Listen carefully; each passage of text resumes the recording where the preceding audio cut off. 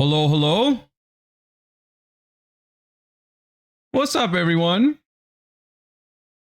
It's been a while since we've just had like a chill, laid back stream. I'm happy to be back. Well, I'm only back for today, basically, because the European Championship is up next. But, you know, it still feels good to be back. How's everybody doing? I'm doing good, Nilmi. Thanks for asking. I've just been busy, that's all. Other than that, I'm doing fine. Yeah. But I do have good news because I think after the European Championship, we can finally return to a completely normal and more organized schedule because there's not a whole lot happening after Euros for a while. So I'm happy to be able to focus more on, you know, stream and everything again, because the last couple of weeks and months even have been just a little busy. Will you take next week off? Not the entire week, no. I'll be live. Yeah, I mean, I'm not home until Monday, so I can't stream on Monday, I think. But then I might just be back on Tuesday again. So yeah.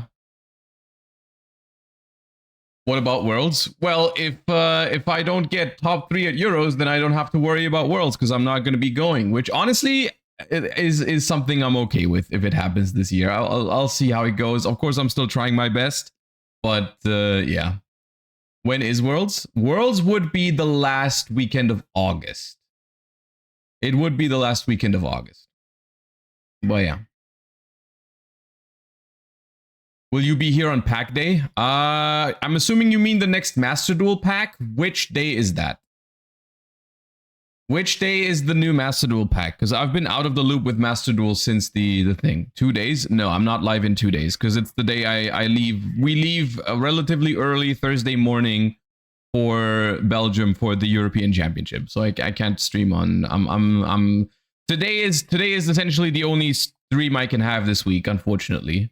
Because I gotta prep for Euros. Because someone asked earlier how my prep for Euros is going. We'll talk about that on today's stream, and I'll give you some insight later on where I'm at with the format right now. And there's currently like only really one deck I'm super actively considering, and I'll tell you which deck it is later as well. I don't think it's that crazy of a secret or anything like that. But we're doing. I'll give you a little bit of a take on what I think the format is like at the moment. We're doing a tier list later, basically, for the current format post Chaos Origins. And I'll let you know later how it's going, but like I'm pretty set on a deck, but it's not like a crazy call or anything like that. It's not Sky Striker, no. I need your take on the Gallant card. That's the first step of today's stream. We have a ton of cards to take a look at because I've just been missing all of these over the last couple of days. And there's a couple that I'm actually genuinely really excited for, some of which I actually haven't even read yet.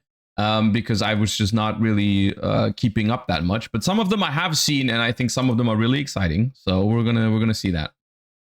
How was Riftbound?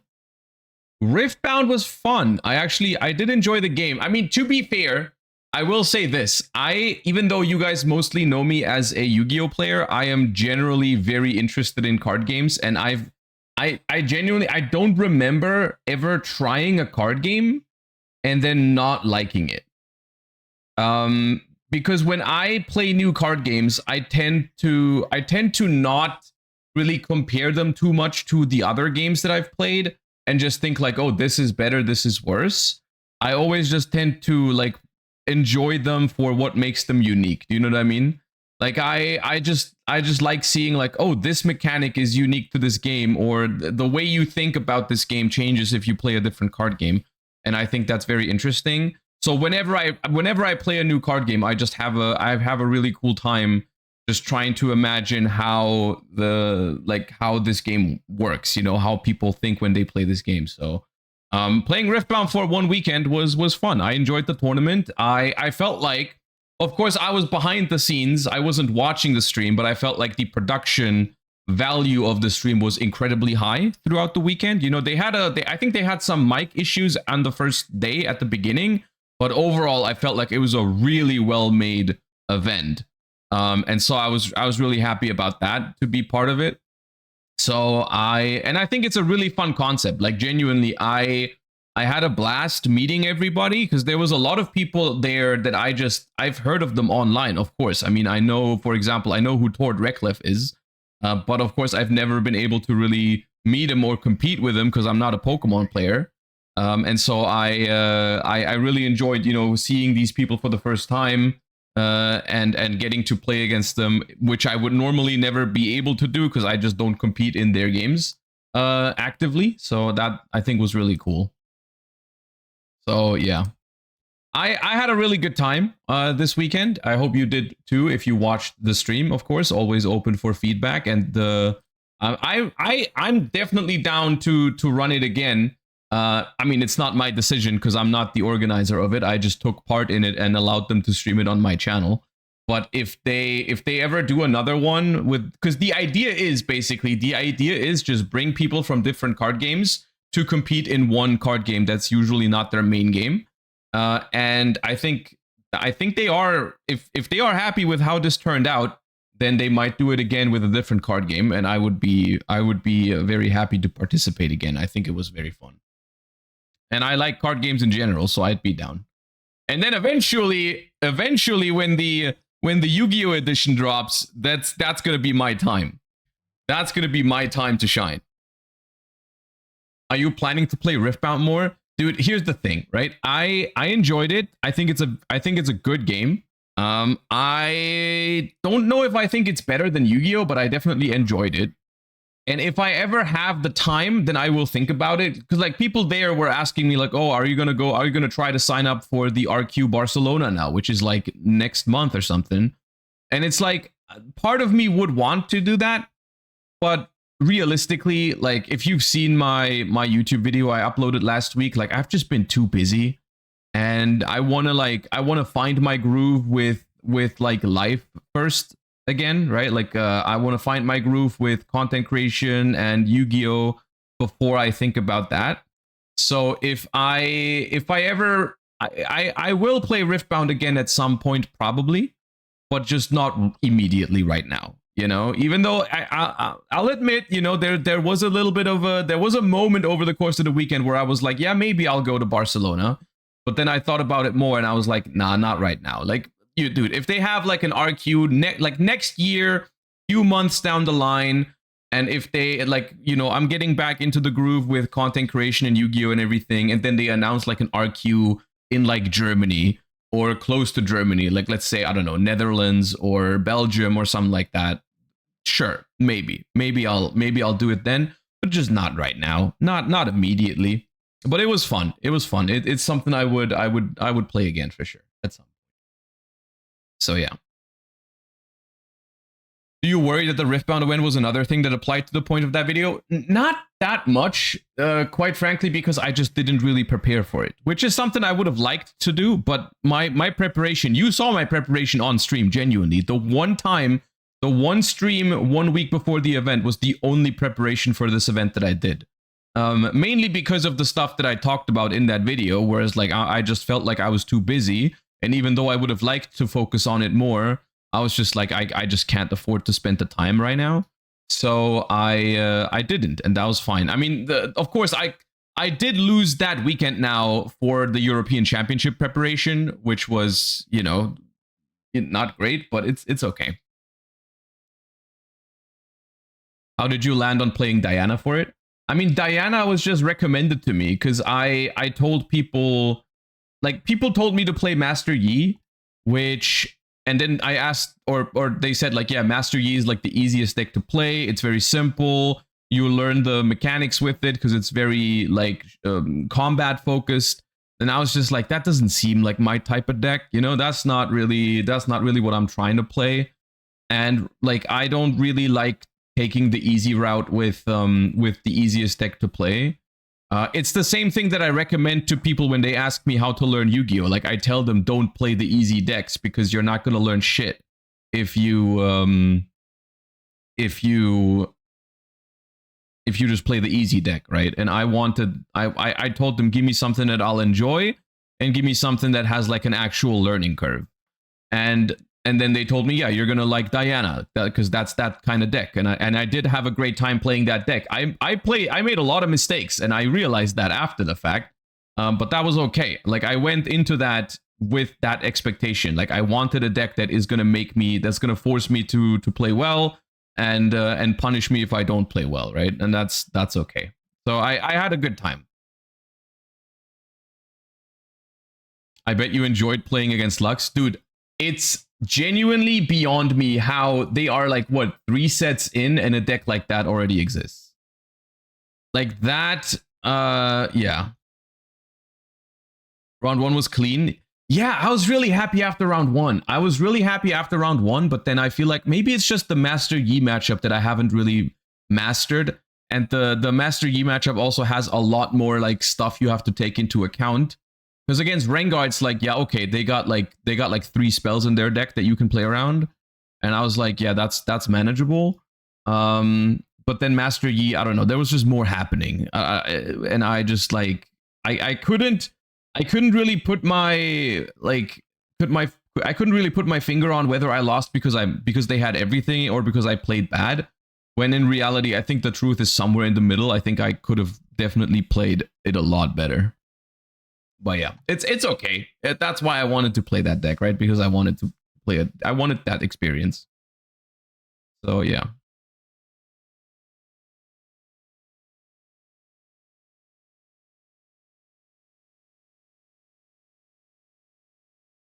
Your game for 3rd place against Lux was off stream. Can you TLDR it? Okay, so game 1, I won 2-0. Game 1, I won because he tried to.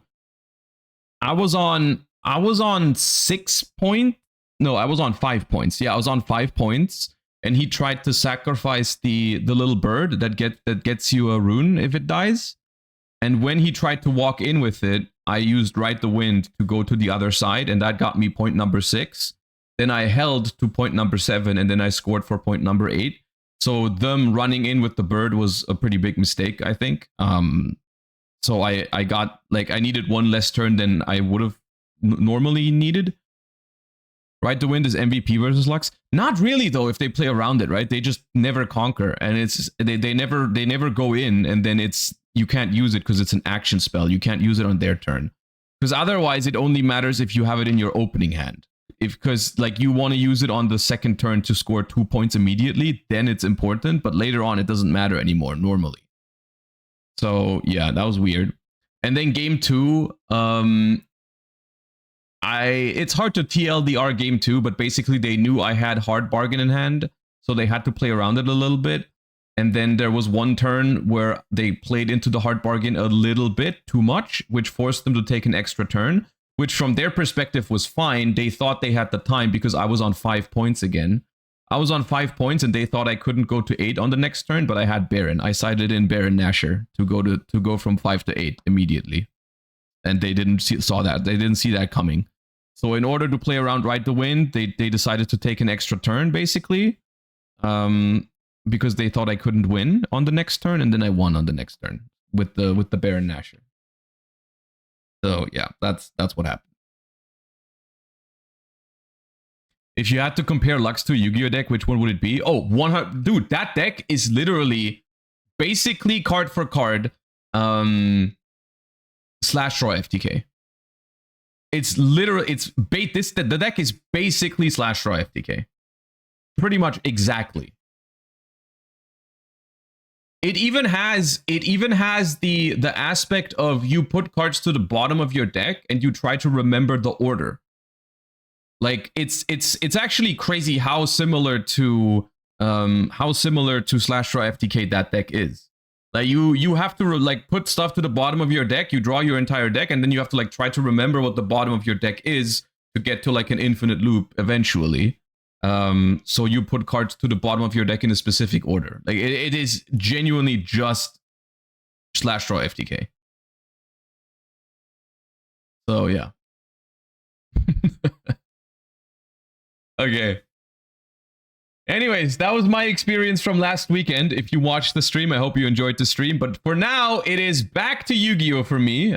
We do have the European Championship this weekend, so I gotta lock in for that. Of course, I've already started preparing. And we're going to talk about that later on today as well. I'll tell you exactly where I'm at with my preparation.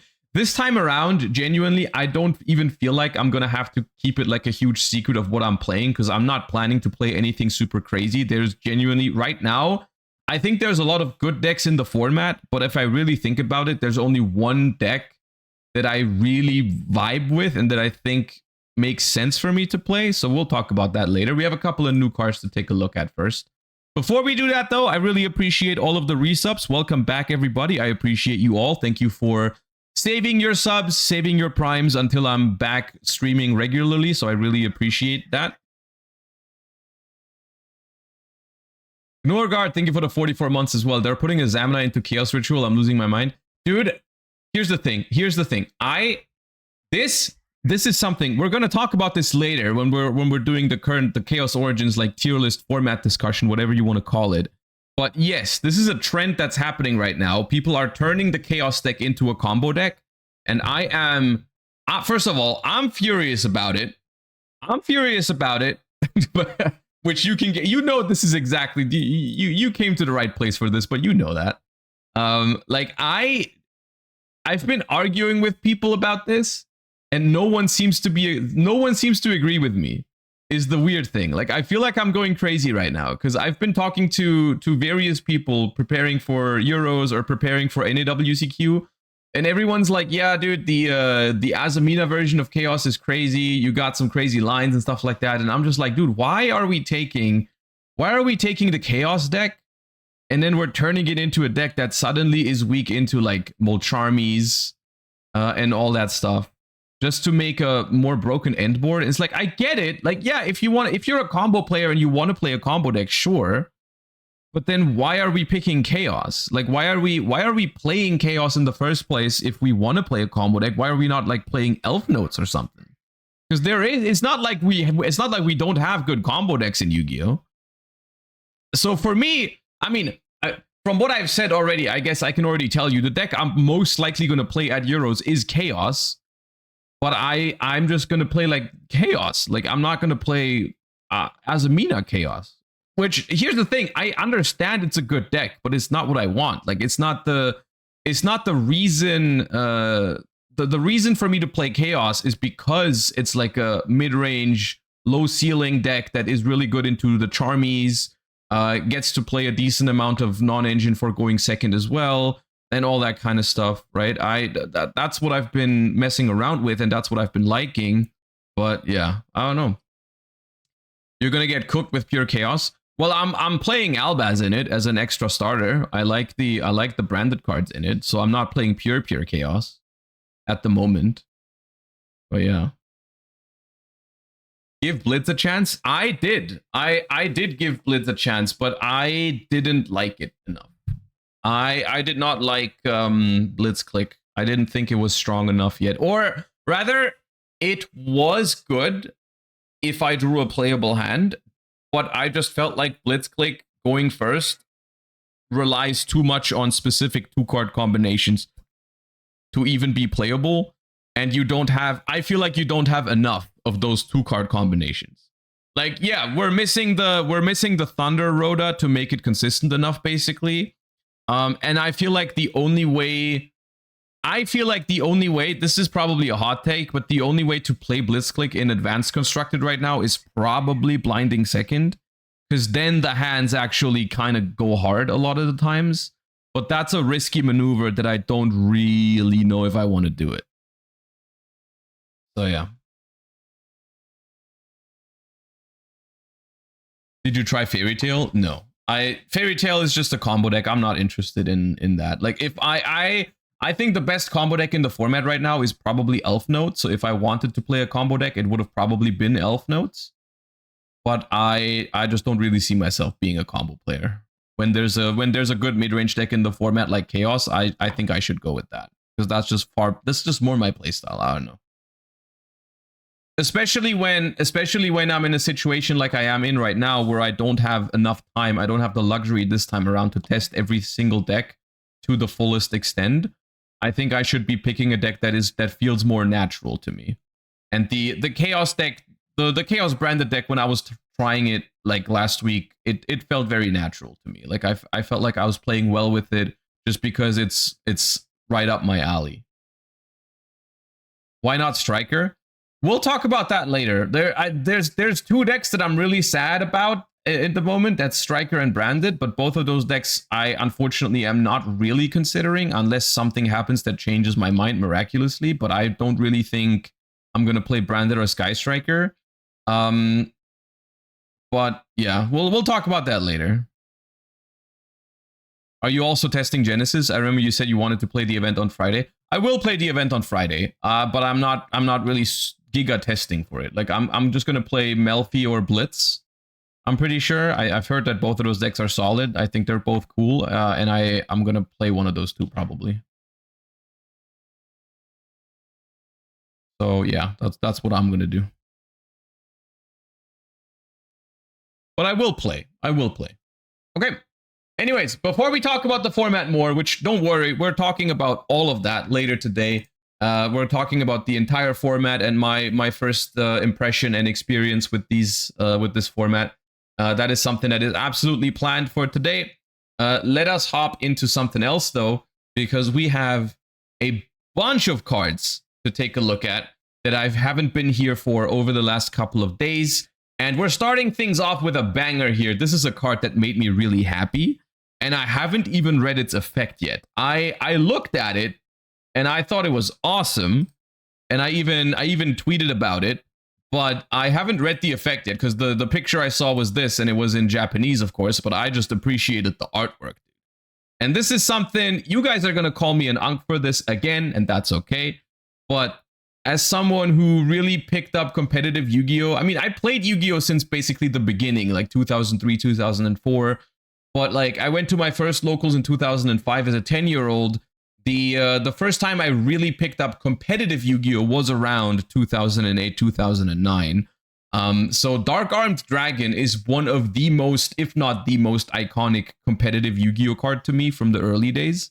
Even though I never got to play Teledad myself back then because it was hella expensive and I was 13 years old when Teledad was a thing. But around like 2009, 2010, like when it eventually got reprinted and it was limited, so it wasn't that hard to get hold of a copy of it. Like I would play it in a lot of my decks back then. It was one of my favorite cards to play, and it's just one of like. I feel like I'm not alone with this, but I think most people who played back then will understand what I'm talking about. Like Dark Armed Dragon is one of the most iconic like Yu-Gi-Oh cards ever from a competitive standpoint. So this thing makes me really happy. This thing makes me really, really happy. That this is an awesome looking overframe, and I'm so happy. It's basically, it makes me feel the same way I felt about the Gore's overframe. Like I'm so happy that they start doing this exact thing. Where they lean into, it's no longer just nostalgia like anime bait, like, oh, just here's more Dark Magician, here's more Red Eyes, here's more Blue Eyes. Because I understand people like that. I understand people are fans of that sort of stuff. I personally am not that much into the anime cards themselves. I love the competitive aspect of this game, and I always did. And these cards are more iconic to me than like the anime cards. So this is awesome to me. Let's read it though, because I haven't yet. I only looked at the picture and that already made me happy. Level 7 Dark Armed Dragon stats obviously cannot be normal or summoned or set. Must be special summoned from your hand by having exactly 3 dark monsters in your graveyard. You can only use the first and second effect of this card's name each once per turn. You can reveal this card in your hand, special summon a level 6 or lower dark monster from your hand. Also, you cannot special summon for the rest of this turn except dark monsters. During the main phase quick effect, you can banish up to 3 dark monsters from your graveyard, then target an equal number of cards on the field, destroy them. Okay. So they have turned this into a quick effect, which I feel like was necessary if you wanted to make a card like Dark Armed Dragon playable again, as crazy as that sounds. That is a pretty sizable interruption. Up to 3 pops is not bad. Banish 3 Malice. Okay, calm down, all right? Banish 3 Malice is crazy work.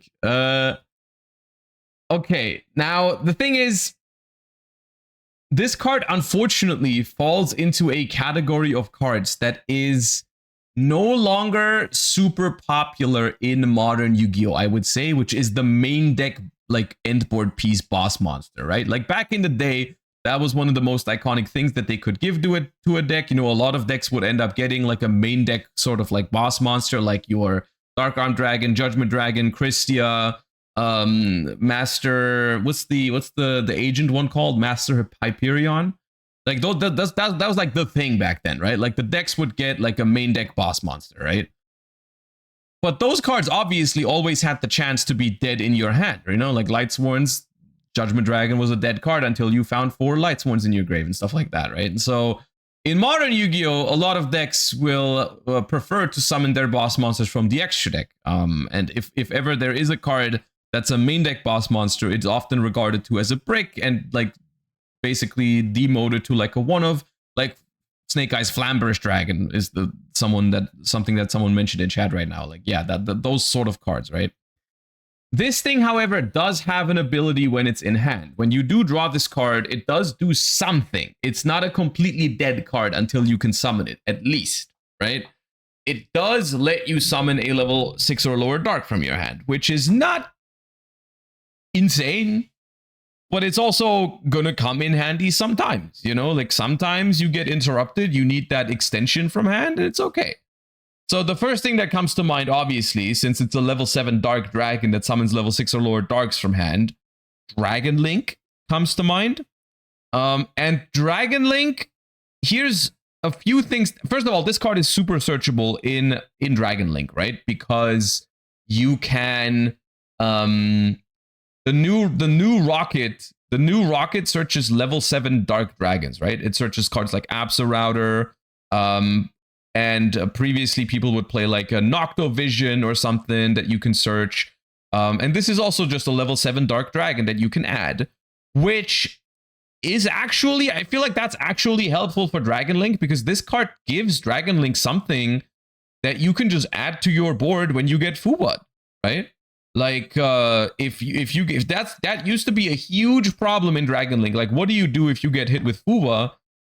This is at least something you can do that doesn't give a draw under Fuba, and it's a potentially triple pop. Not too bad, you know, that's not too shabby.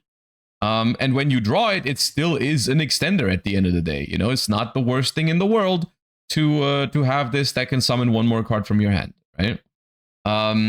Other examples, like, I don't know, someone in chat mentioned Orchist, which I could see, because Orchist is traditionally a deck with a lot of normal summons that you are trying to discard with like the new Galatea, right? Like, let's say you normal summon Girsu, and then you get interrupted and your opponent throws some removal at you. Then you can special like a Harp Horror from your hand. That could be useful. Realistically, however, I think the quality of this card is probably not good enough to just make it like a 3-of in a deck. I think this is going to be primarily be played in decks that can search it. Like, I think Dragon Link would definitely play this. The OCG does have Eclipse Wyvern, which is a good point. That makes it more searchable. I don't know if we are ever going to get Eclipse Wyvern in the TCG, but yeah. I'm going to be honest with you. I think this card is usable. It's not crazy, but I also, the way I feel about this card, to me, this does not matter. To me, genuinely, how good this card is does not matter. I would have loved this card even if it was the worst effect in the world. Like, I just love this guy already. I don't even care, dude. This card could have said like, add 1 Malice P Dormouse from your deck to your hand. I would have still liked it. I don't care. Like, this is just, as a fellow Ankh duelist, like, I just love the artwork on this card. Is all there is to it. In terms of how good is it, probably a 1-of in Dragon Link decks. Fine. Put it in your cube. Sure, there's other ways to enjoy playing Yu-Gi-Oh! Where this card is obviously a lot better. In like cube and draft environments or anything sealed, limited, Genesis maybe. Like, there's basically everywhere where there's a lower power level, this card is infinitely better. But yeah, in terms of advanced constructed, probably a solid 1-of in Dragon Link. Not sure if it's going to see play anywhere else. But yeah. Awesome card. Absolutely awesome card. I love it.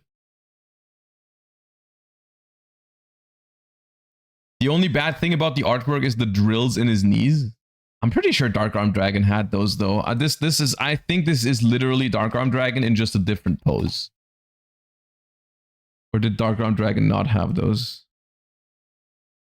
Yeah, Dark Arm Dragon had those. Yeah, this is just Dark Arm Dragon. Yeah. Such a cool card, man. Oh my god. It was secret rare Phantom Darkness Dark Arm Dragon is one of the most beautiful cards they've ever made, man. You cannot change my mind on that.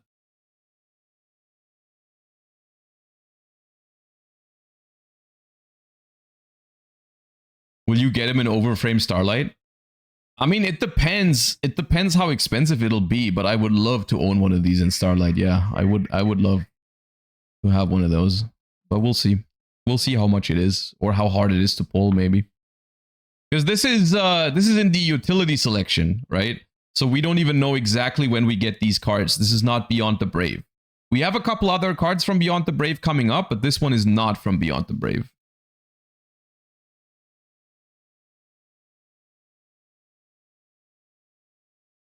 OG Dark Armed still cooler though. Yeah, I mean, but OG Dark Armed already existed, right? They're just making more cool stuff, which is nice, isn't it? Like, yeah, I don't for me as well. Like the overframe Starlight Rare version of this card for me is not gonna beat like the looks of a like secret rare Phantom Darkness Dark Armed Dragon. Will you get the serialized version of this card? I don't think there is going to be a serialized version. Have they announced that? Did I miss that? Is there serialized cards in utility selection? No, right? I do think eventually we are going to get more serialized cards in Yu-Gi-Oh! Because, I mean, just judging by, this is just common sense, I feel like, how well the Grandmaster set was received in the OCG. I'm sure they made so much money off of it. Eventually, we're going to get Grandmasters again. At the same time, I will say, I hope that they're a little careful with it, because I feel like this is the sort of thing that is only really hype if you don't overdo it. Like, if every single set has, like, Grandmasters, I feel like it starts becoming less, like, cool? I don't know. But, even though this card, to answer your question somewhat still, for me personally, this card would be cooler as a Grandmaster than any other Grandmaster they've made. Like, and that's what I mean. For me as a competitive player, cards like Dark Armed Dragon are more iconic than any of the other cards that they've put into the Grandmaster sets. Like, and that's also the reason why my favorite Grandmaster rare, the one, if I could own one of the Grandmasters, ignoring the value or anything like that, I would pick the Cyber Dragon. I would pick the Cyber Dragon or the Stardust Dragon. Those two, because they're the by far most iconic ones in terms of competitive Yu-Gi-Oh! Like the Cyber Dragon, the Stardust Dragon, or maybe the Future Fusion. Those are like the three big ones from a competitive perspective, I feel like. So those are my favorite Grandmasters, I think. I don't remember all of them off the top of my head right now. Maybe I'm missing one, but those are like... For me, that is cooler than, like, oh, here's Dark Magician Girl. Or Dark Magician. Because those cards, I know they're iconic for fans of the anime, but for fans of the competitive game, they're not that iconic. Because they never really saw play. So, yeah. Okay. Anyways, that's the Dark Armed Dragon Punisher. Big fan of it. And now we have a couple of new cards. This one actually came out yesterday, so it's relatively fresh. We have the Evil Lord Zorc, which is an upcoming VJMP promo. A level 8 Dark Fiend effect monster. Is this a Zorc retrain, the ritual monster? Does it have like the same stats? Dark Master Zorc is what it's called, I think. Oh yeah, that's a Zorc retrain. Yeah. Same stats and everything. Yeah. This is this guy. This is just this guy retrained. All right, what does it do? You can only use the first, second, and third effect of this card's name each once per turn. You can discard 2 cards, including this card. Add a level 8 Fiend from your deck to your hand. When your Fiend monster is destroyed by battle, you can special this card from your grave. During your main phase, you can roll a 6-sided die, apply this effect based on the results. 1, 2, 3, or 4, take control or destroy one monster your opponent controls. 5 or 6, destroy a card you control. Okay, I mean, this effect is somewhat gimmicky. This effect could matter sometimes. It's actually not bad. The main reason to play this card would be this. Right? Pan the Cat, thank you for the raid. Welcome, everybody. Hope you had a good stream. We're catching up with some new cards that I've missed over the last couple of days. So, yeah, if you haven't seen these yet, then make yourself comfortable. Discard 2 cards to add a level 8 Fiend from your deck to your hand is not unusable. There are surely decks out there that would appreciate the additional consistency, right? Like we've seen, of course, it's always better to have like a searcher that doesn't go -1, but not every deck has that luxury. And we've definitely seen cards being played recently like Signet Mining, 7th Tachyon, all of which are searchers that go -1, but still are useful in modern Yu-Gi-Oh! You know, because if the card you add generates enough card advantage, then, you know, there's nothing wrong with discarding a card to get there. The nice thing about this card, actually, that makes it a lot better than something like 7th Tachyon, for example, is that you discard the other card from your hand. So you can pair it with any sort of like graveyard effect that's good, which in a lot of cases, especially in Fiend decks, this could matter. You know, Fiend decks tend to have a decent amount of graveyard interaction. And then the second thing that makes it good, the fact that it discards itself, is it has a graveyard effect.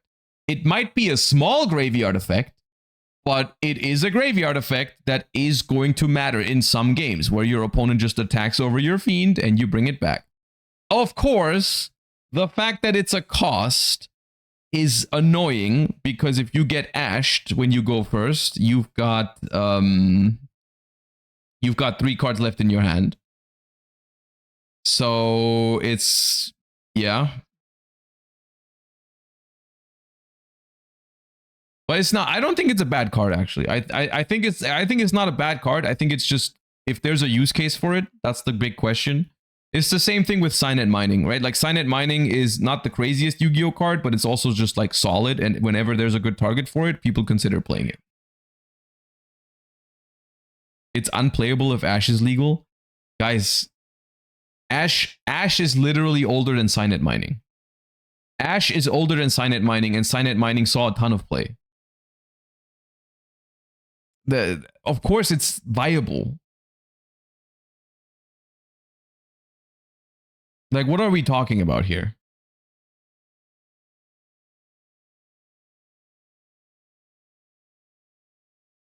I mean, yeah, Ash hurts it, but if your deck needs the consistency and has good discards for it and a good target for it, then, you know, you're gonna play it. But Signet Mining was what, 8 years ago? Dude, Signet Mining was played literally this year in Malice decks in Master Duel. It doesn't matter when it came out. Like, what are we arguing about here right now? 7th Tachyon came out this year. That's a Rhoda that goes -1. And people play if the target is good enough, people are going to play the card. I feel like it's pretty cookie cutter. This is like this is just good enough if the target is good enough. It doesn't go -1 to Ash, not the same. I didn't say it's the same, but Signet Mining does go -1 into Ash. And Signet Mining saw play this year as well. People literally put Signet Mining into their Malice decks as soon as the deck got inconsistent. Imseti goes -1 into Ash, and people play that card. Like, a card does not become unplayable because it can get punished by another card. That makes it worse, but it doesn't make it unusable.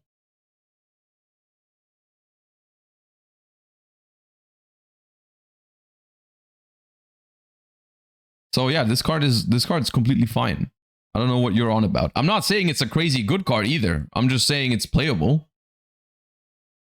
if there's a good target for it, which I feel like is a pretty non-controversial take.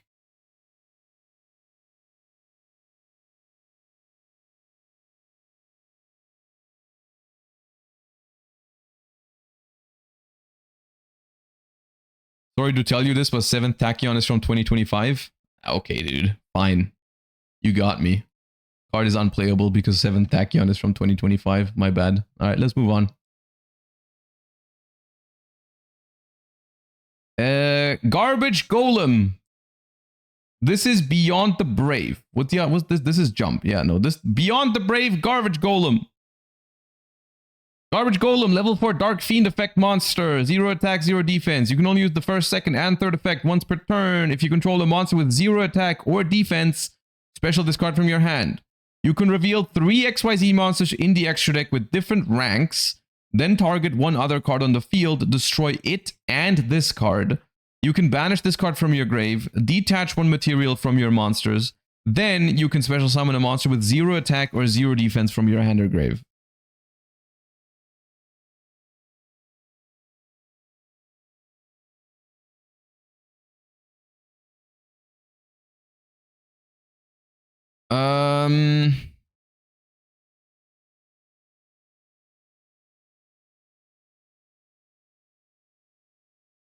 Is this...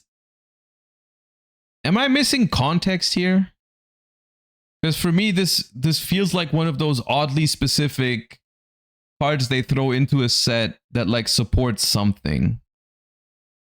Umbral Horror? Umbral Horror is getting support. Okay. Did I read that support already, or is that still to be revealed? Yubel Unchained 2? Guys, this card is not good in Yubel or Unchained. They're not that desperate for a card that like destroys a card. You're gonna build a Yubel deck with 3 different ranks of XYZs just to summon a card that then destroys itself and one of your other cards? Like, what are we talking about right now?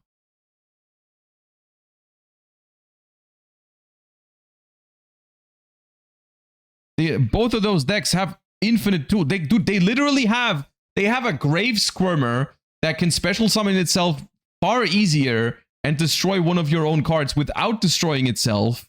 And they didn't even play 3 copies of that. How the hell are we talking about like using this card in Yubel? No one is going to play that card in Yubel. Okay, so people in chat are saying the Umbral Horror, whatever that means, has not been revealed yet. So I find it really hard to evaluate this card in that context. To me, this just feels like a mediocre card. Nothing I've read makes me think like, oh yeah, this is good. Because we are way past the point where just a way to extend from hand without doing anything else is good. This is not great because you get a pop on their card and this, but if this didn't destroy itself, maybe, but it does destroy itself.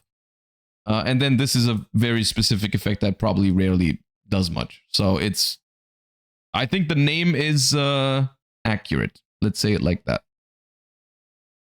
Okay. Spell Power Attainment. Quick play spell card. You can only activate a card with this card's name once per turn. Add 1 card that mentions spell counters from deck or grave to your hand, except Spell Power Attainment. Then, if you control a level 7 or higher Endymion monster card, you can remove any number of spell cards from your field, and if you do, negate the effects of that many face-up cards your opponent controls, and if you do that, destroy them. Okay, this one is pretty easy to evaluate. This card is good. This card is good, but I don't know if it goes into a good deck. You know what I mean? Like, obviously, a quick play Rhoda can never be bad. It's just the question of, like, what targets are there for this? Is there a deck that wants to search those targets? If the answer is yes, then this card is going to go into that deck. And then we see if the deck is now better than before. And if it now is actually meta viable. I will say, in a world In a world where this card sees play, this is genuinely a pretty broken effect because it's like a Rhoda, but it also has the added benefit of being a pretty crazy endboard piece. Like this is essentially an Omni Negate trap if you set it, because it negates cards in resolution, so you can even negate spell cards with this, which is pretty busted in the right deck. This feels like Ketu if it was badly designed. It's like it's a good point because the design on this card is pretty bad just from a balancing perspective, right? Because this card is a Rhoda with a bonus, but the bonus is when you go first. Whereas on Ketu, the bonus is when you go second. So it's like it's pretty poor. It's pretty poor design wise in that sense. It's just like, oh yeah, and it gets even crazier when you think about which archetype this goes into, because it's like the Pendulum Endymion slop deck that already has like infinite Omni Negates on the end board. Hopefully this card doesn't make it good. It probably won't. Endymion is still ass, don't worry. Yeah, I'm not too worried about it, but I'm still questioning like who thought that this was a good idea. You know, it's just like, okay, yeah, this deck that's completely busted going first already when it gets set up. Let's give it a Rhoda that also negates more cards when you go first. It's like, okay, dude. But I hope it does. I hope it just doesn't matter. I hope it just doesn't matter. But yeah. Have the Pendulum Endymions ever been reprinted? I wouldn't know. I would assume that they've at least had like Mega Pack reprints, because most of them came out in a time when we still had the Megatins, right? So they probably have some Megatin reprints, I think. But I'm not too big into the Endymion print situation. Doesn't really affect me that much. They were all in a structure deck. Oh yeah, they did have a structure deck at some point. I don't know.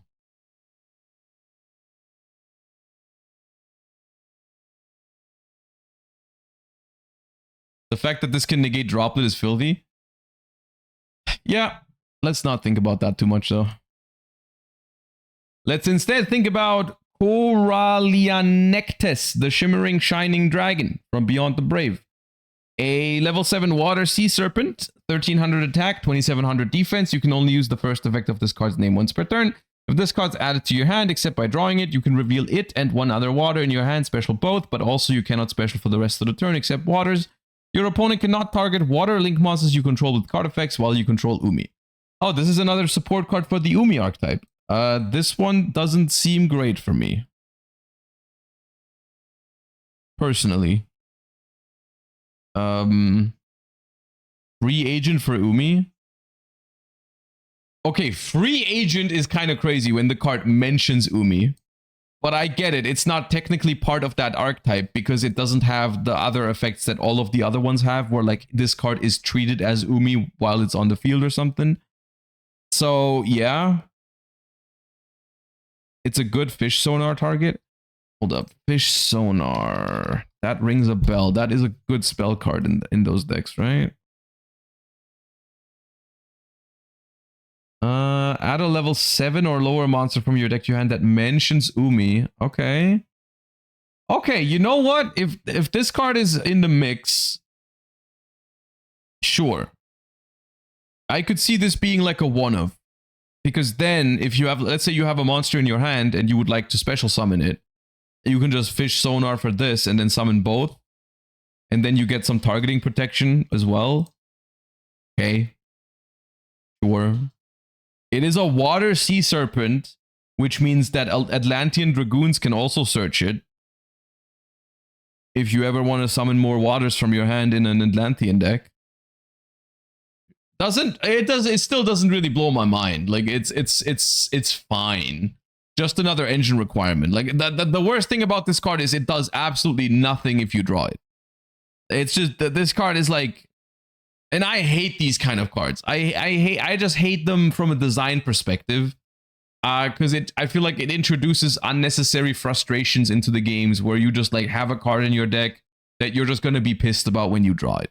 But of course, because, you know, the tournaments are long, it's just going to ruin a couple games. Statistically, you are going to draw it, and it's just, no, it's just annoying to me when they do this. I feel like Yu-Gi-Oh shouldn't have too many of these kind of cards. So, yeah. Just shuffle it back with Moray of Greed. True. Actually, very true. Okay. This one, I've been informed. I have been informed that I'm going to be really happy when I read this card. And I haven't yet. But I've been informed that this is a card for me. This is a certified Josh card, I've been told. And of course, that does mean it is a normal trap card. So I have very high hopes. I have very high hopes on this card. The artwork's also pretty cool. And it is called the Corpse Seller Crow. Normal trap card. Send cards from the top of... Okay, we're talking. Send cards from the top of your deck to the graveyard up to the number of traps in the graveyards with different names +1. Max 4. Then you can apply one of these effects. Special summon a monster sent to the graveyard, or set one of those spell traps sent to the graveyard except Corpse Seller Crow. If it's a quick play spell or a trap, it can be activated this turn. Okay. Okay. I do like this card. I do like this card. That is awesome. Not once per turn? Yeah, of course not. Why would they make it once per turn? It's a normal trap card, man. Let us have something, man. This is Paleo support. This is actually Paleo support. I have no idea why the cowards have limited to a maximum of 4. That, I will say, that is coward behavior. But this card is great in Paleo. I have good and I have bad news. Well, the good news is it's good in Paleo. That was the good news already. The bad news is it's only good in Paleo. But that doesn't matter because it's good in Paleo, so we're happy. But another set of bad news is that I don't know, like, here's the thing. As much as I love Paleo, I don't know if Paleo will ever be viable again from a competitive perspective. With the way the game has developed, with the way Yu-Gi-Oh is being played, also including like the new time rules and everything. I mean, every time rule is bad for Paleo. The previous time rules were also bad for Paleo because you would pay like down to like 200 life points with transaction rollback. But like, Paleo is just really slow, so you're probably double lossing a lot. And just in general, going second is always going to be hard. But yes, this card is good in Paleo. This is almost, I want to say, a better Needlebug Nest. By a lot, actually. This is, in most cases, unless if it's the opening turn and you have no traps in the graveyard yet, this is pretty much just a better Needlebug Nest. You would probably play both. I'm not saying it replaces Needlebug Nest, but this card is awesome in Paleo. Absolutely. Because you're going to trigger a Paleo when you activate it. You're going to get another trap. You're going to get some mills. It's kind of like, yeah, it is kind of like Needlebug Nest hitting a backjack. Yeah, that's a good comparison, actually. Which does feel really good when it happens. So, that's awesome. Is it useless in Odeon? I hope so. I don't care about Odeon. I have no complaints about this card. This is literally this is a perfect Paleo support card. It's a perfect Paleo support card. And I love it. And it's cool. It's especially cool because it goes exactly, like, it fits perfectly into the deck. Like it reminds me of Trapaholic. Like, Trapaholic was also perfect for Paleo. And the more of these they make, the more likely I am to just run it back with Paleo at locals at some point. And even though I'm probably going to get like double losses out the wazoo, this is a card that makes me want to pick up Paleo again. It's nice in a Sutra, I guess. I don't know if it's nice in Asutra, but maybe. I don't really see this card make it anywhere else other than Paleo, but maybe I'm wrong about that. Trapaholic onto this card is also kind of crazy. I mean, yeah, if you chain Trapaholic to this card, then you are gonna get one more mill in the early stages of the game because you're gonna have one more trap in the graveyard on resolution. Yeah, that's true. So yeah. Can this be a good Labyrinth card? It doesn't suck in Labyrinth, but the thing is, Labyrinth typically is just fine the way it is already. I don't know, like, I don't know if this replaces other cards in Lab, because Lab doesn't really have consistency issues if it wants to, so you have enough ways to get going with Labyrinth. Labyrinth also doesn't usually have that many crazy good mills. Like, yeah, sure, you can hit like a Welcome Lab or a Big Welcome or one of the furnitures, but usually you have all of those in rotation anyways. And you don't really, I don't think you need this. It's not bad in it though. Oh, yeah. Okay.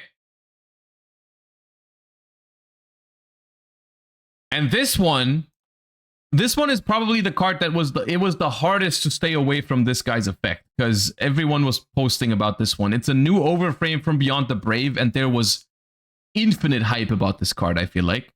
And it was really difficult to not read it because it was everywhere. But yeah, this guy is new. This guy is in Beyond the Brave, and it's really, really hyped. So let's take a look at the world's greatest Gallant Thief. Level 10 Wind Warrior effect monster, 2500 attack, 2000 defense. If you control no monsters, you can tribute summon this card face up by tributing monsters from your hand and or your opponent's field. You can only use one and the first and second effect of this card's name each once per turn. Wait, so this is...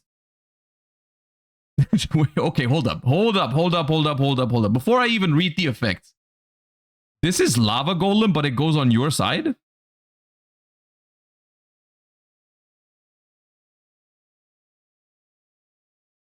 Yes? Okay, dude. It's Lava Golem and it goes on your side. And it has other effects. Are those downsides or upsides? When your opponent activates a card or effect in hand, grave, or banishment, and this card was normal summoned, quick effect, negate. What? Negate that effect if you do destroy that card? Okay, that's not a downside. What the? During the battle phase, quick effect, you can reveal your entire hand, change all opponent's monsters to defense position.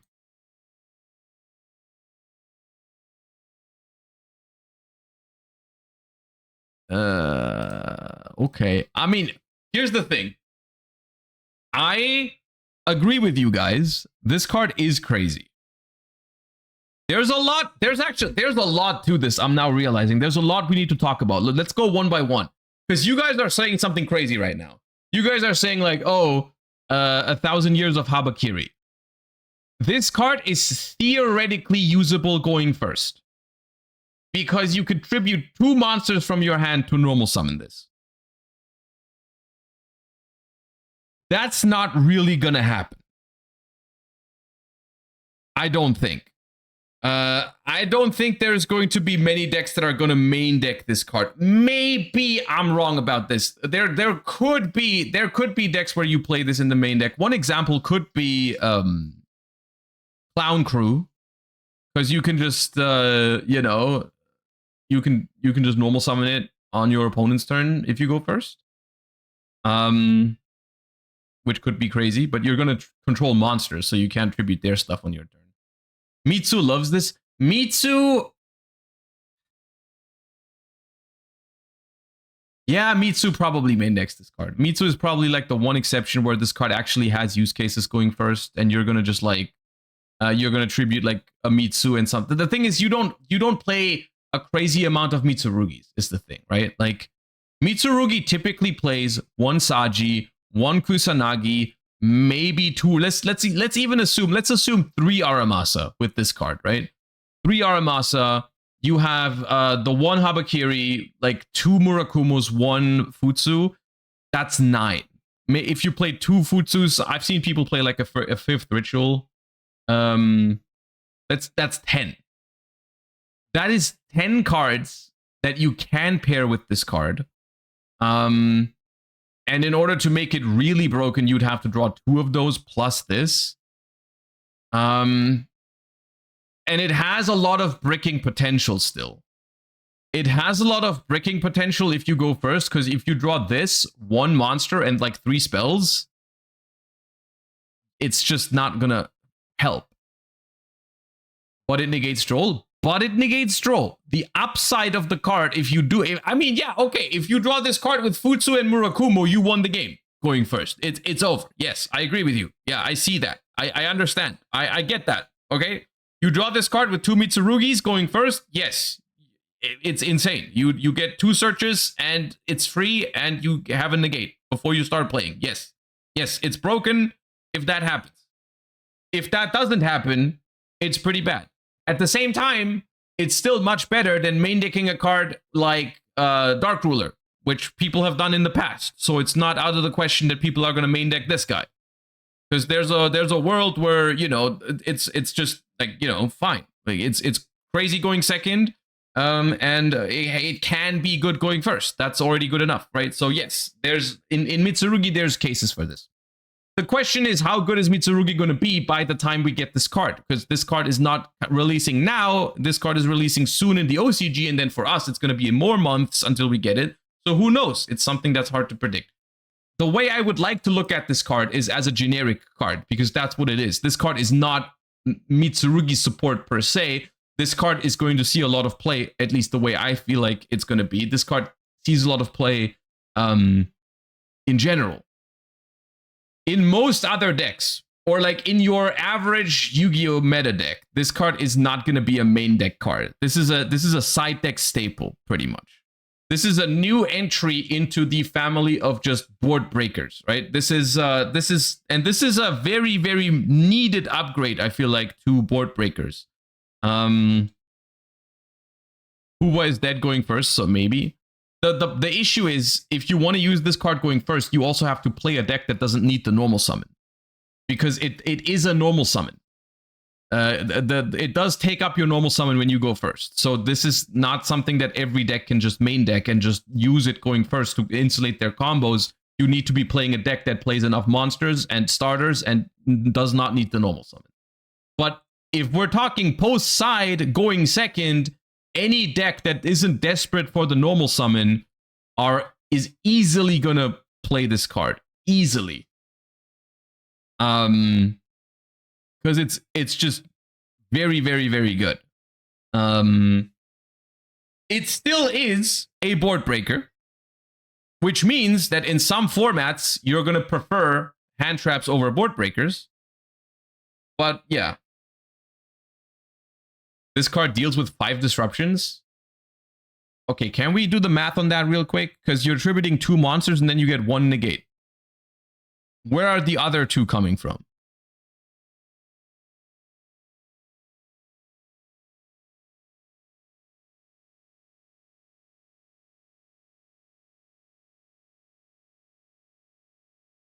You attack 1. Okay.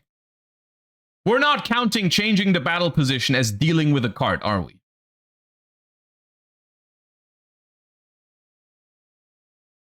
Please tell me we're not doing that right now. Please tell me we're not counting this as dealing with...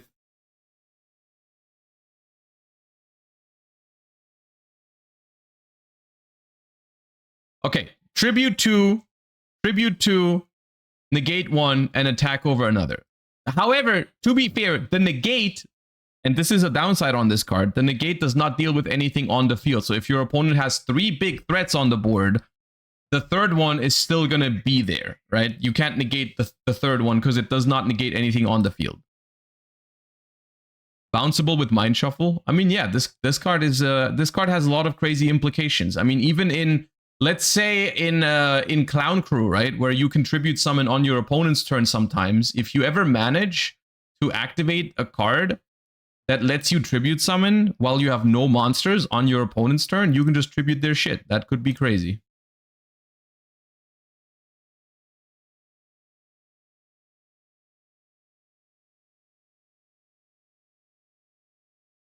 Okay. I mean, yeah, it's funny because there's a lot there. In theory, there's a lot to talk about here, or it feels like something I want to talk about for a long time because it is kind of crazy. At the same time, it's relatively cookie cutter. This card is just good. I mean, people to this day still play cards like Lava Golem and Sphere Mode. And this card is miles ahead of those cards. The only downside compared to Lava Golem is that you cannot, if you draw 2, the second one is dead. Right? Because it's going to take your normal summon and you can't do 2 of them on the same board. That's the only downside compared to Lava Golem. But Lava Golem is already a good card, and this card is, I think, in 99% of cases, just better than Lava Golem. Can't control monsters? Sure, yes. For some decks, that's going to make a difference. Like if your deck has Bestials or like Blitz Click, where you have turn 0 plays sometimes, Vanquish Soul, yes, true. You know, there's other things to take into account. If you have, for example, in Vanquish Soul is another example with the attributes, you know, Fedralis Harmonia. Yes, there's a couple of things to keep in mind. Yes, the not controlling any monsters is something that is a restriction that sometimes is going to matter and sometimes is going to force people to play other cards. In general, and I want to use this as an opportunity to talk about this, I am happy about what's happening in Yu-Gi-Oh right now. In terms of, like, I'm not arguing this card isn't crazy strong, because I think it is. This card is crazy strong. But I feel like what they've been doing recently is they've been giving, they are doing more, like, they're just doing a little more for the player going second. And I'm also including like the Mind Mirror Force that they did recently that we read that I thought was really awesome. And I really like the fact that these going second cards are not strictly just more hand traps, right? Because I feel like in 2023, 2024, we got like, we just got a bunch of cards for going second that I didn't really vibe with that much. You know, we got like, oh, here's a Dominus Purge and here's a Dominus Impulse. And it's just like, yeah, okay, more negation hand traps, yay.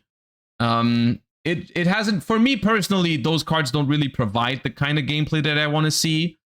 Like I want to see, I like board breakers more than hand traps is basically what I'm trying to say. So I am happy that they are giving us those. Do you like Spark? Spark is easily my favorite Dominus card because it's not a negate. Yes, I do like Spark way more than the others.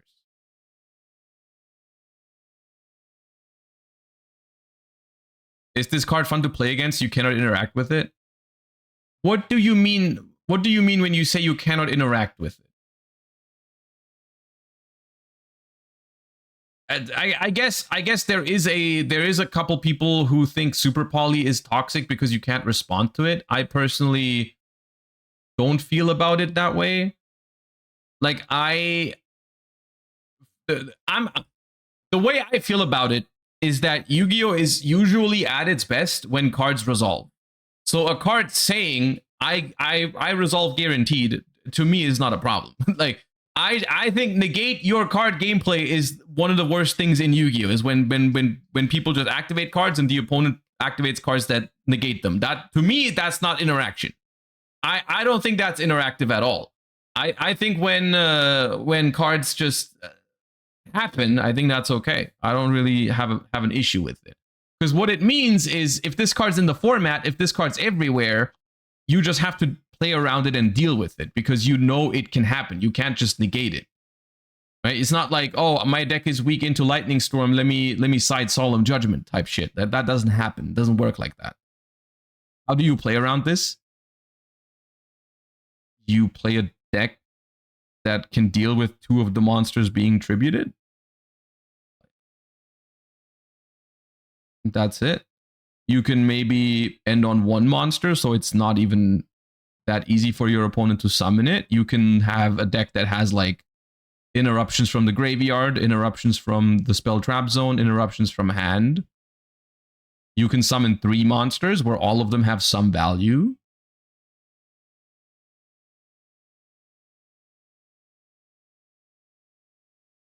Or you can loop it out of their hand with Elf Note, whatever the cringe one is called. I guess that doesn't narrow it down. Which one the hand loops? Tinea. Tinea. Yeah, you can snipe it with Tinea.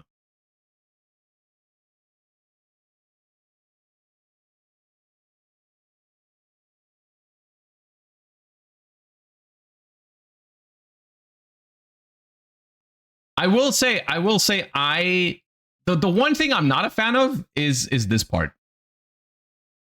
I don't know.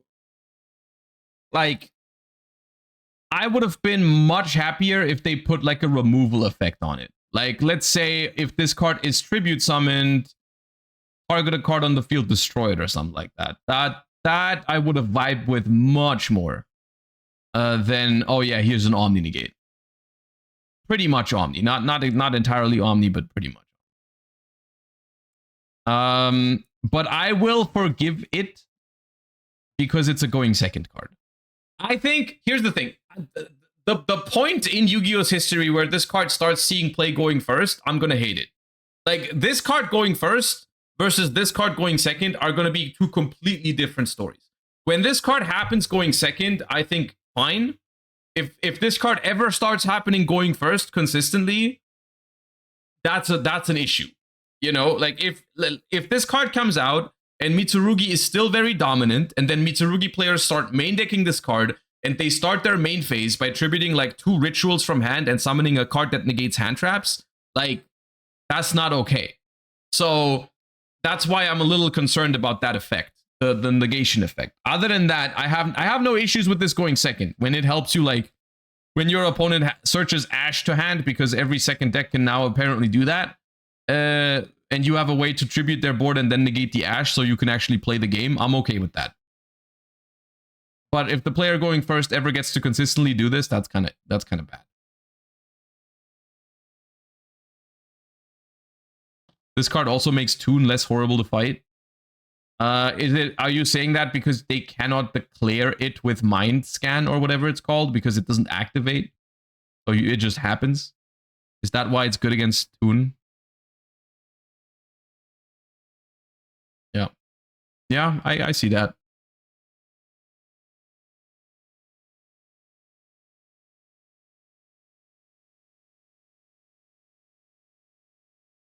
This card plus Sheena is crazy going second. True, it's wind. You know, you're going to return it to your hand, and you can't use it immediately because you've already used your normal summon, but still, I mean, the fact that your Sheena is live right away is pretty good, yeah. True. Will Master Duel players lose their mind when Mind Scan hits Master Duel? I feel like everyone is losing their mind once that card hits the format. Like, from what I've heard, people in the OCG are really not vibing with Toon, and they typically, I feel like the OCG doesn't really have that much of like a complaining mentality. Like, I think the TCG is much more prone to this. Like, I think we complain more than the OCG.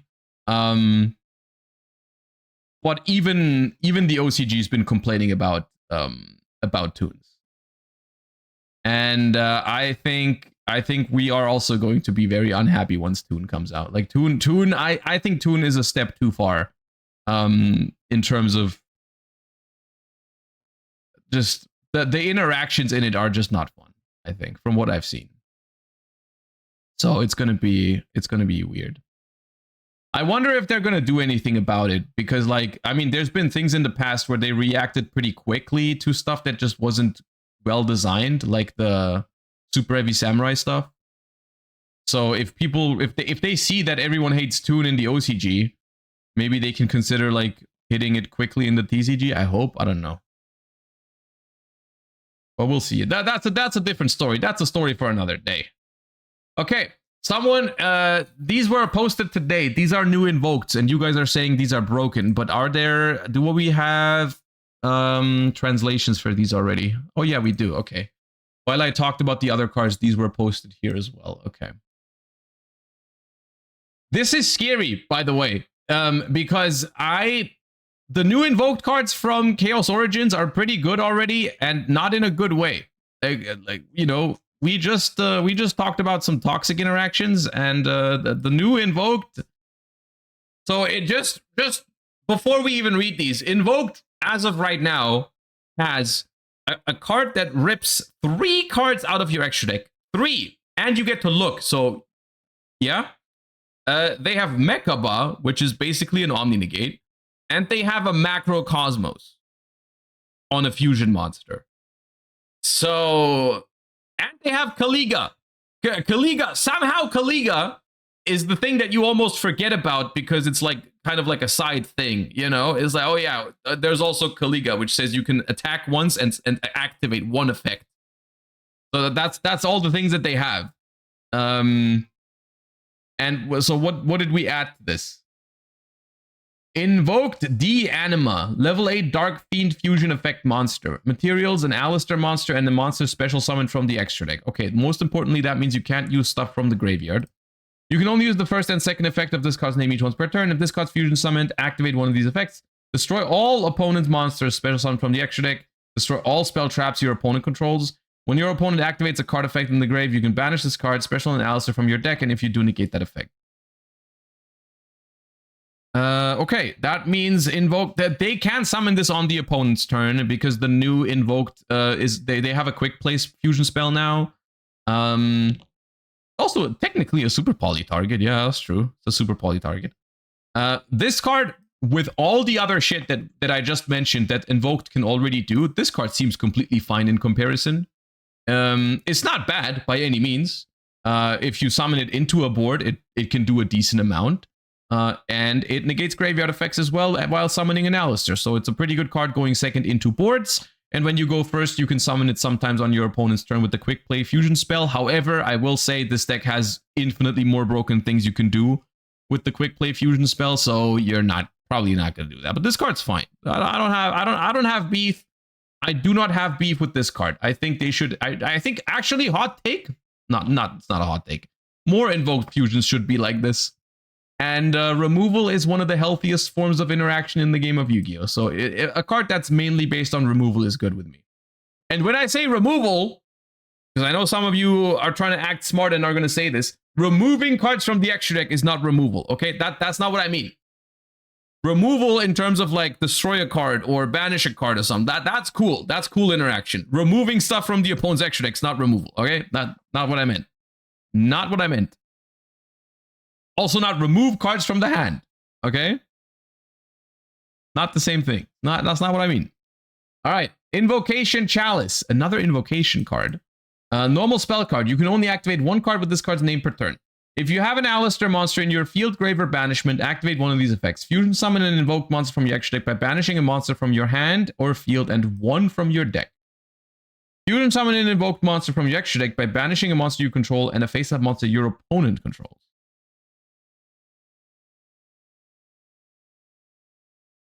Okay.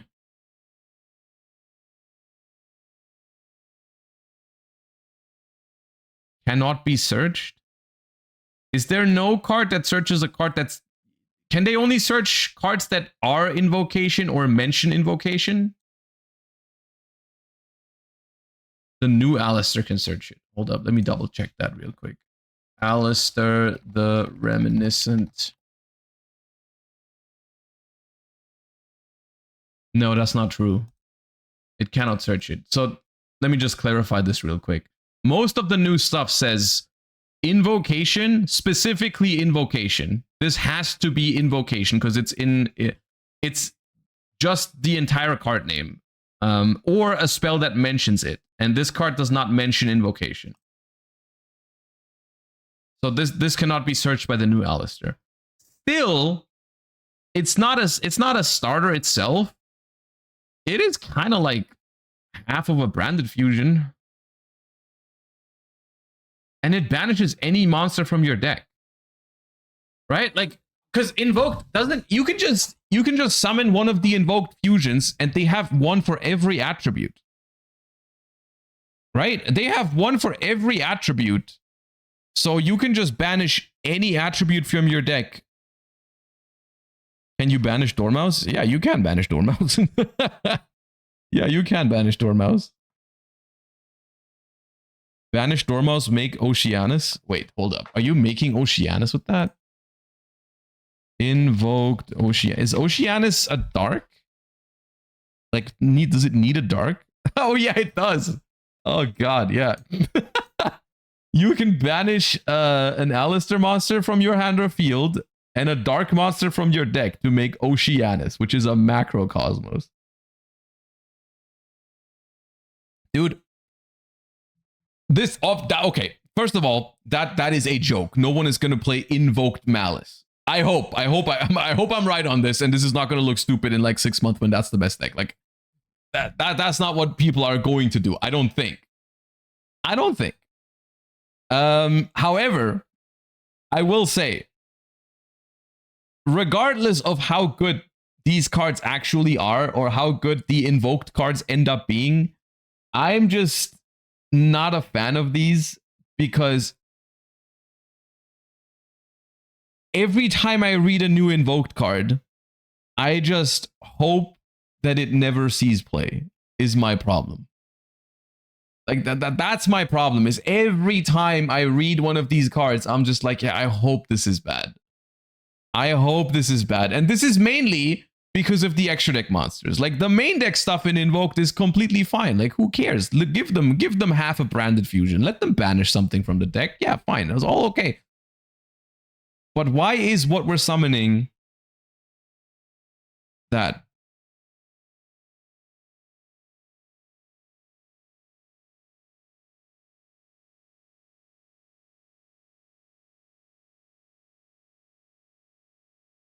So why is the,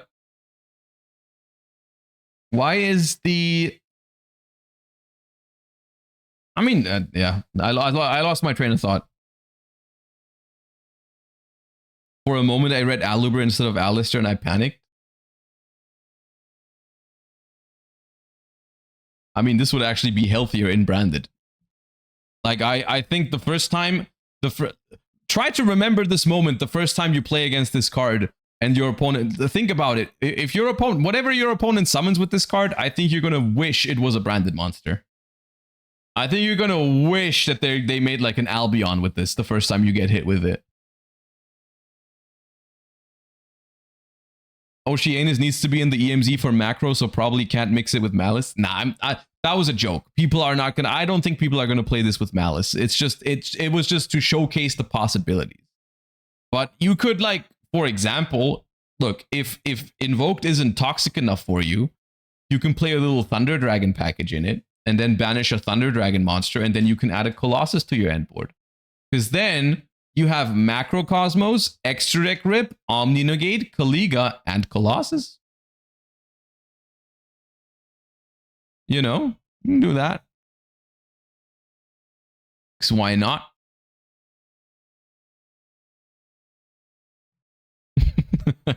Sounds good. Yeah, man, I don't think it sounds good at all. Unironically, though, in terms of power level, I think these cards are fine.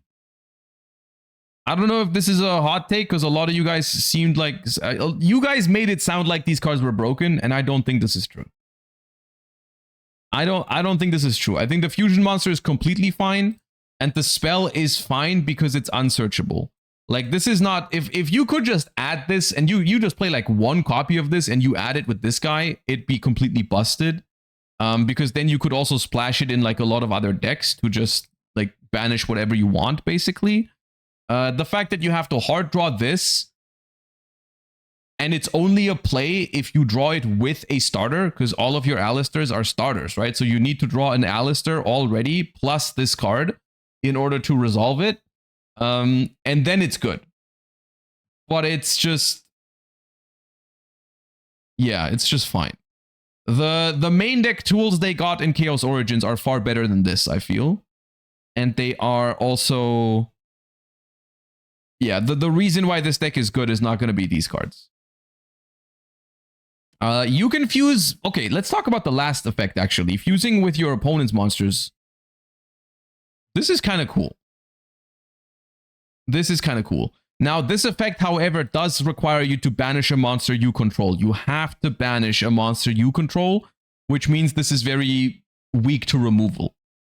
Like, let's say you control an Alistair and you activate this and your opponent chains removal onto the Alistair. You can't use a monster from your hand or a graveyard or something like that. You have to use that Alistair. It's like activating. It's not Super Poly. You guys are comparing it to Super Poly. That's not what it is.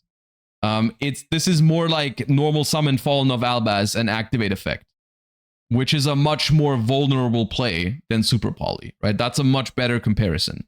Is summoning Albaz on your turn and activating the effect. And that doesn't often feel very good, right? Sometimes it works. Sometimes it's good, right? But usually it doesn't work. So, yeah. If you chose the effect on resolution, it'd be a lot better. Oh, yeah, it would be. Yeah, that's true. But yeah.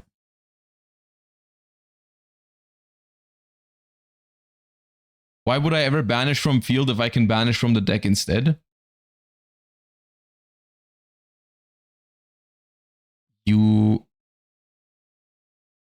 What's your question? You can banish one from your deck or a monster your opponent controls.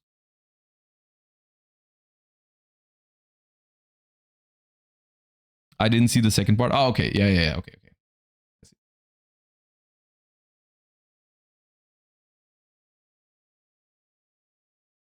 Okay. And I think, let me double check, but I think that is all the new cards. Yeah, these are the newest ones that I've missed over the last couple of days. Took a moment, but we've got through it. We've gone through it. How much is missing from Chaos Origins? I saw an image recently. Not Chaos Origins. Beyond the Brave. Beyond the Brave. How much do we know and what's missing? I saw like a picture where they had like the cards that were missing still like grayed out. Not this. This is everything we know so far from Beyond the Brave. 62 cards. 62 cards. Oh, wait, no, but the overframe is tiered twice, so it's 61. Oh, yeah, this is the image I meant. This one. Does this already have the 2 invoked cards? Yes, the one of the invoked cards is here and the invoked card is here. Okay, 22 cards unrevealed. 22 cards unrevealed. How strong is this set so far? Like, I'm just trying to, in my mind, even with the unrevealed stuff, I'm trying to compare it to Chaos Origins. It feels worse. It feels worse. Hot take? I don't hate that. I don't hate that because worse sets means power creep is slowing down. To me, that's a good thing. So I'm not actually too mad about that. And I actually think that the introduction of the new board breaker already makes this a good addition to the game as a whole. So what do we have? We have the new Joey cards, which are relatively mid. If I remember correctly, the only thing I liked about the Joey cards was that like the Time Wizard spell had like some generic applications. But the deck itself seemed terrible. But I think the Time Wizard spell was like an interesting, like generic card. The overframe is awesome. I love the cover card, the new Red Eyes, even though it's not crazy strong, but I loved it. Tez Mizzet, thank you for the 10 months. Appreciate you. What else is there? The new, I mean, okay. The trap archetype, I appreciate it. I like it. It's not super meta relevant, but it's okay. What else did we have? The Umi cards, fine. Nothing too crazy there. New Destiny heroes were actually kind of scary, if I remember correctly. So not that bad. I mean, okay. The thing is, like, it doesn't mean anything yet because they have still a decent chunk of cards left to be revealed, and if there's even just 1 or 2 really good generic cards in there, it could still be a great impact on the game, right? 2 more overframes. Yeah, we get 2 more overframes. Those could change a lot. Something, if I remember, I'm trying to remember, but I feel like Pot of Sloth was also revealed relatively late for Chaos Origins. Correct me if I'm wrong, but I feel like they saved, like, I remember a time where the last couple reveals used to be pretty bad, but I think recently they saved some of the better ones for last, so. They haven't revealed many free agents yet either. Oh yeah, there's also the new Trunade. I like the spatial Trunade or whatever they ended up calling it. Sloth and Farah were the last revealed cards. See? Yeah.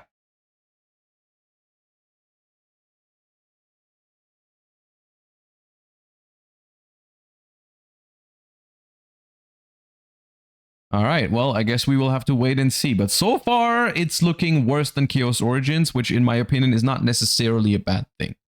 Because I think sometimes there are more important factors to something like this than just the raw power level of the cards. Like, for example, I appreciate the Asutra or whatever it was called, the Trap archetype. I think looked very fun, so I appreciate them making it. I like the spatial, I like the new board breakers in this set. So if the only thing we take away from this set ends up being, oh, here's 2 new really good generic board breakers that are going to shape the landscape of the game for a while because people are going to side deck them, that still has lasting impact on the game, you know? So yeah, okay. Good. Good. All right, new cards out of the way. Let's discuss Chaos Origins format a little bit because that's what's relevant for me right now. I've been desperately trying to find enough time to prepare for the European Championship that is coming up this weekend. And as a result, of course, I've spent basically any time I had on theorizing or testing Chaos Origins format.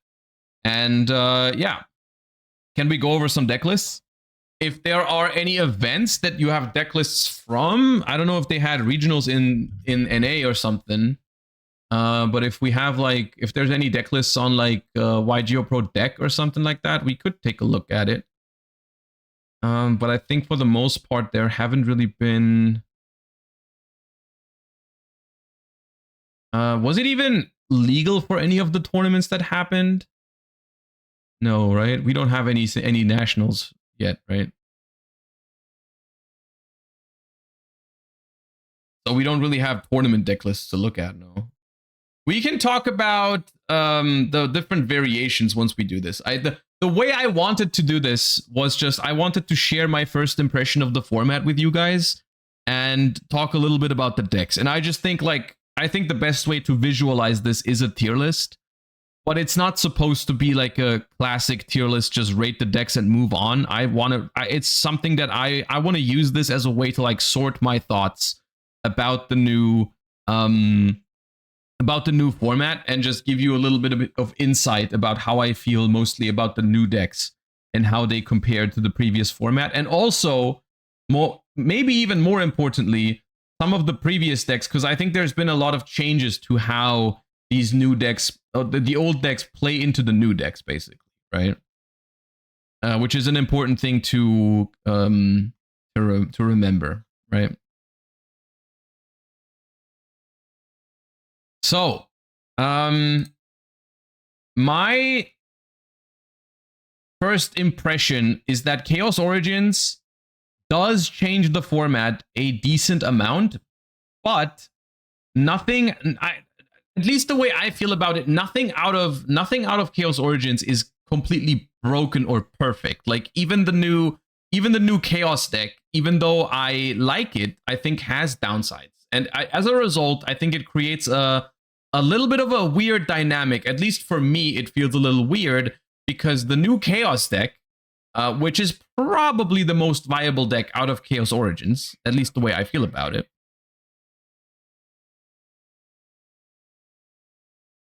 Are you going to prep for Genesis as well? I'm not really well prepped for Genesis. I'll play Genesis. I will play Genesis at the UWCQ. But I'm focusing on the main event. Like I will play Genesis. I'll probably just play Blitzclick or Melfi. But I'm not gonna like hardcore prep for it. If I had more time, I would, but I don't. So, yeah. Okay. So what I want to do today is I want to walk you through my thought process on the current format, and I will also tell you what deck I'm currently mostly considering to play at the European Championships. I don't really feel like there's much use for me to make a huge secret out of it, because realistically speaking, I didn't have the craziest amount of time. It is a tournament that I'm less well prepared for than I would like to be. And so I don't think I have anything that's super crazy or anything like that. I'll just like genuinely share how I feel about these decks and how I feel about the matchups, and as a result, the kind of deck that I want to be playing. So yeah, let me start by, I don't know where the best place to start is. Maybe just like try to evaluate the new decks and then rate how the old decks play into this sort of stuff. Yeah, maybe that's a good idea. Okay, let's start with Chaos. I feel like Chaos is the most obvious one. And Chaos comes in a variety of different versions. I've seen and experimented with a couple of different ones. I feel like the most anticipated one is the branded version of the deck, where you just play the two archetypes together because they just don't really clash. And also you can, if you want to, use the Fallen of the White Dragon as a starter in the Chaos deck, because you can make the Crimson King level 8 synchro, which searches a card that mentions Red Dragon Archfiend, and that can be your Soul Resonator, or there's also a spell that mentions Red Dragon Archfiend that can search Grifo. And both of those, Soul Resonator and the spell, I think it's called Crimson Call, they can search Grifo, which means that the Fallen of the White Dragon can be a starter for Chaos as well. To me, this feels like a strong deck. I think it's a strong deck. It is currently the deck that I'm on for the European Championship. This is the deck that I'm on. The reason why I'm not putting it into the strongest, actually let me call this category the strongest.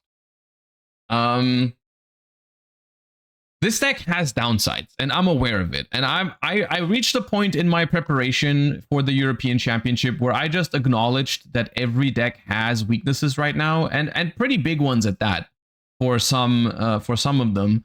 And I just couldn't figure out a deck that just was perfect for me. Like there was no deck that I felt like was perfect and that I just want to play that has no downsides.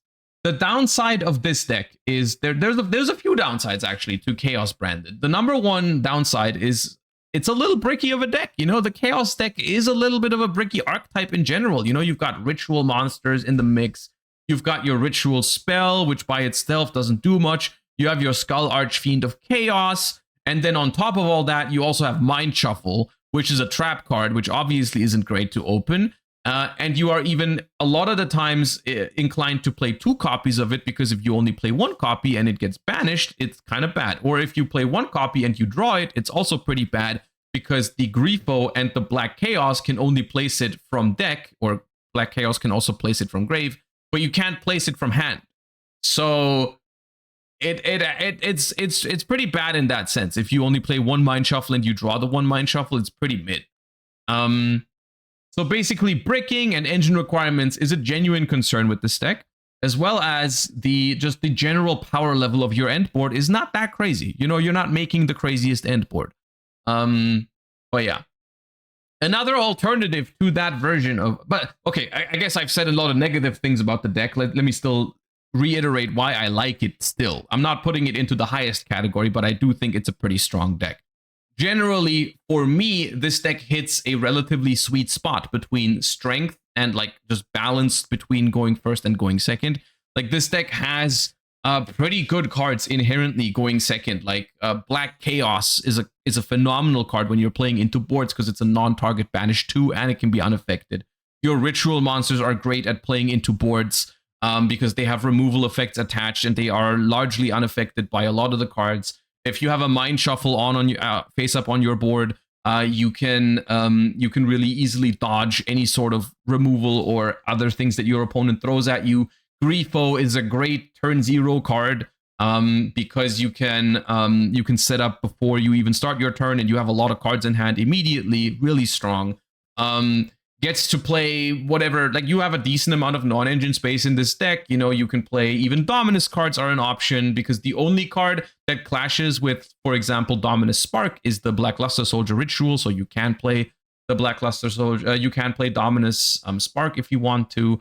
Can play Fedralus Harmonia because it's not very focused on the extra deck. Because it's not very focused on the extra deck, you can even play, you don't care about Fuwalos pretty much at all. So lots of, it's just exactly my style of deck, right? And I acknowledge that I'm a little biased towards it because it is my playstyle. And that ultimately also is the reason why I will most likely play it at Euros, is because I like how it plays. I recognize fully that it does have downsides, but it's a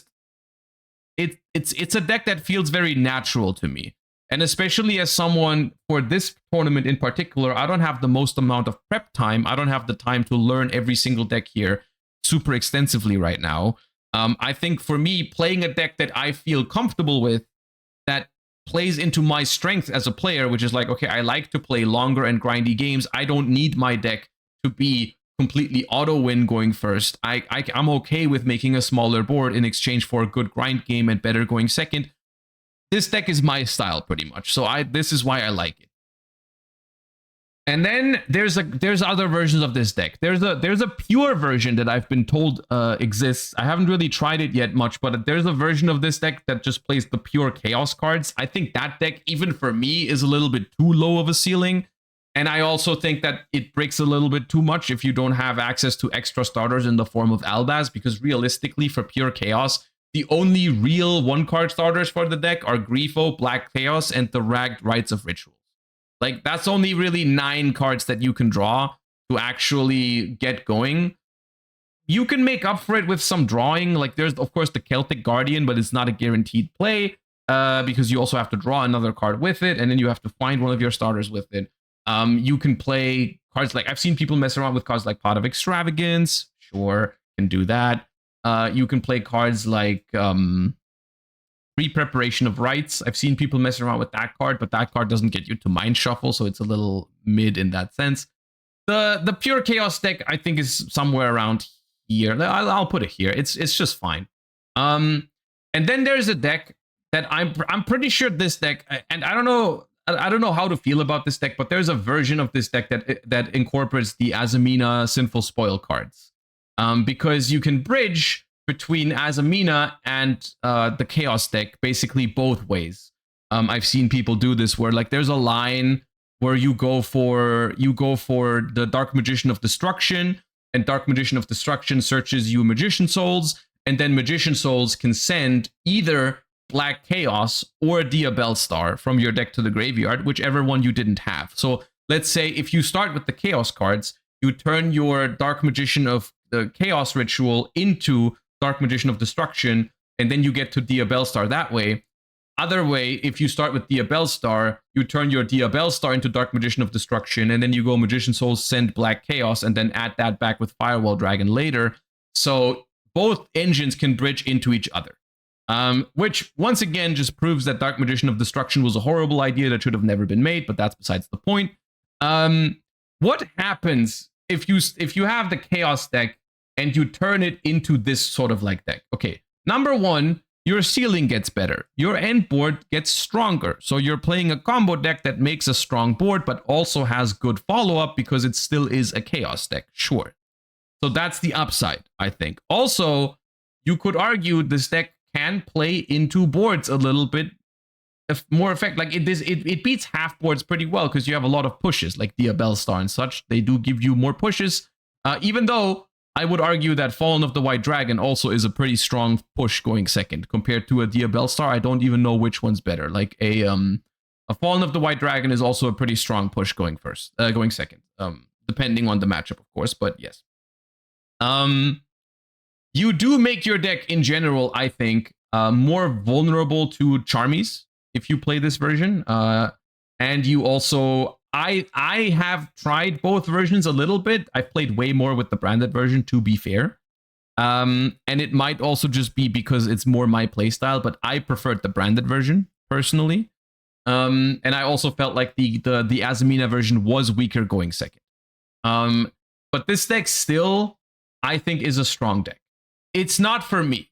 This deck absolutely is not for me, and this is to no one's surprise that if I'm comparing the Albaz mid-range version of the Chaos deck to the Azamina combo version of the Chaos deck, that I prefer the branded version personally. I know a lot of other people that don't prefer the Chaos version. They want the extra ceiling and the extra pushes from the Azamina deck. I get it. It's just that I tend to value, you know, going second, consistency, and lower ceiling but better grind game and stuff like that. I value that more. And so I think it's a strong deck. It's just not my thing, and I tend to be a little bit biased against it, I think. But I don't want to rate it. I don't want to rate it too low because I don't want to just be blinded by my bias. Like from my perspective, if I want to play, and this was the same thing I said about other decks in the past, like when people started making, for example, branded Draco Tail, and they turned it into a combo deck by adding the Magistus cards. And people were so convinced that like branded Magistus Draco Tail was the way to go because hell yeah, you can do all these crazy things. If you open Spenta, you get this. And it's like, yeah, sure. If I'm just looking at the spreadsheet combos, yeah, the thing that your deck does is pretty impressive. But then when you go to an actual tournament, all you've really done is you've turned branded Draco Tail into a deck that's now weaker into Charmies and weaker into other things and usually worse going second. And I just thought that was worse. And to me, this situation feels very, very similar to that situation because it's like there is a deck that's a strong mid-range deck that has pretty significant advantages by being good into Charmies and stuff like that. And you take that away from it to make it more combo heavy. And from my perspective, it's like, why would I do this if there's other combo decks in the format? For example, I'm just going to do this one a little earlier. I think Elf Note is a pretty strong deck right now. And I think if I wanted to play a combo deck, I think Elf Note is a better bet. Like, why would I try to turn the Chaos deck into a combo deck? Like, you just, bro, just play Elf Notes if you're trying to do that, I think. Like just play Elf Notes. I think the deck is cringe, but I also think the deck is hella scary now. Like with the new Synchro monster, now the Elf Note Regina is actually a really, really good turn 0 interaction. So you have like, you can play like Fedralis in it. You can play the Regina as a turn 0 hand trap. You have like some Charmies or other hand traps in the mix. Like, yeah, that's a good deck. And your board is even stronger than the board that the Chaos Azamina deck makes, I think. So I don't really see why I would play this deck over the Elf Note deck personally. I mean, I'm not going to play either of them, just to make that clear. But I just think that, you know, I don't know. It's just how I feel about it. But I also acknowledge that I'm biased, and for this one, I'm embracing my bias. I'm not going to go with this version. I like my Chaos deck. Like, yes, is my end board sometimes a little weak? Hell yeah, it is. But I'd rather deal with that than with getting like Fuwad and not having a great plan in. So yeah. Anyways, Angeliki. Angeliki I've seen people play Angeliki in a couple of different ways. One of which was basically as like a full like Dominus deck. Like people were playing like Angeliki traps, Dominus traps, infinite hand traps basically, and it was just like, yeah, quote unquote, just stop your opponent from playing with hand traps and then win with Angeliki cards.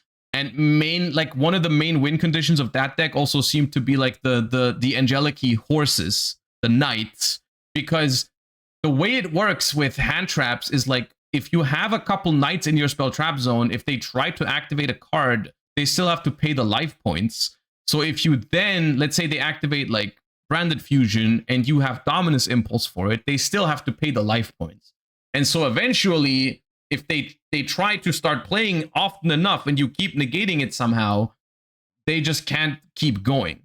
And this is the same thing with the Angeliki King, where they can only attempt to use up to 5 monster effects. If you negate the first few, then they can't keep playing, right? Like, let's say they start with normal summon monster, like normal, like activate White Albaz in hand, special White Albaz, activate White Albaz on field, you ash it. That's already 2 effects gone out of their 5. And they can't really do that much more after if you just hand trap them, right? And I thought that they... I wasn't super convinced by it, but I also didn't feel like it was terrible. It's cringe, I think, but it wasn't terrible, I think. The other way I've seen people use Angeliki is as an engine in other synchro decks. Like there seems to be an Angeliki Elf Note version out there, where you just basically play Elf Notes with Angeliki cards, and as a result, you have like the field spell, which can be an additional extender when you're going first and create some resources for you. And if you're going second, you still have like the Angeliki Trap, which is an additional hand trap that you can pair with other things to you know, interrupt your opponent and narrow down how many things. The 5 monster attempts is different. I think it still counts if you don't negate the activation. Even if you negate the activation, it still counts as an attempt. I'm not 100% sure on that. But if you negate the effect, like with a Dominus card, because they don't negate the activation, it for sure counts as an attempt.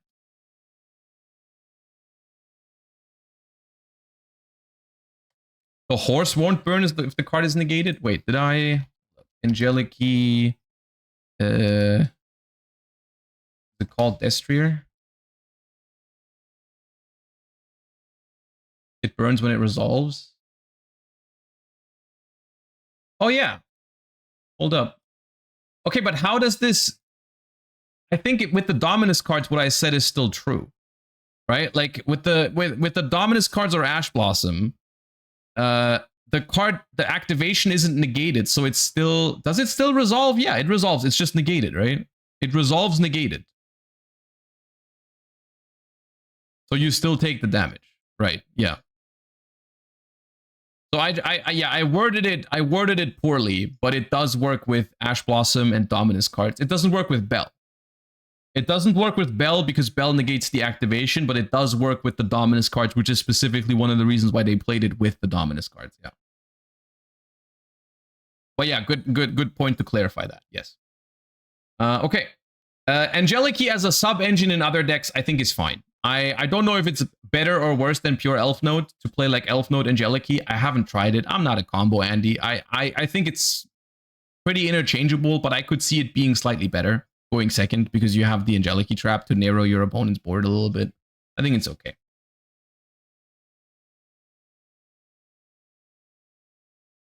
Angeliki makes anything worse. Maybe that's also true. Maybe the people that are messing around with Angeliki are coping. I don't know. I don't want to be too harsh on it without having tried it myself in other decks, though. I haven't really tried Elf Note Angeliki, I gotta admit. Wasn't very high on my priority list, so yeah. But I do think there is something to it when you have like a deck that has like so many unique hand traps to it, like the new Angeliki trap, Fedralus Harmonia. You pair that with and Elf Note Regina, like that's a pretty sick mix of hand traps that no other deck has, I feel like. So yeah. Melfi's not on here. Melfi's on here. Melfi's on here. I also got the new Invoke cards. Okay, so Blitzclick. I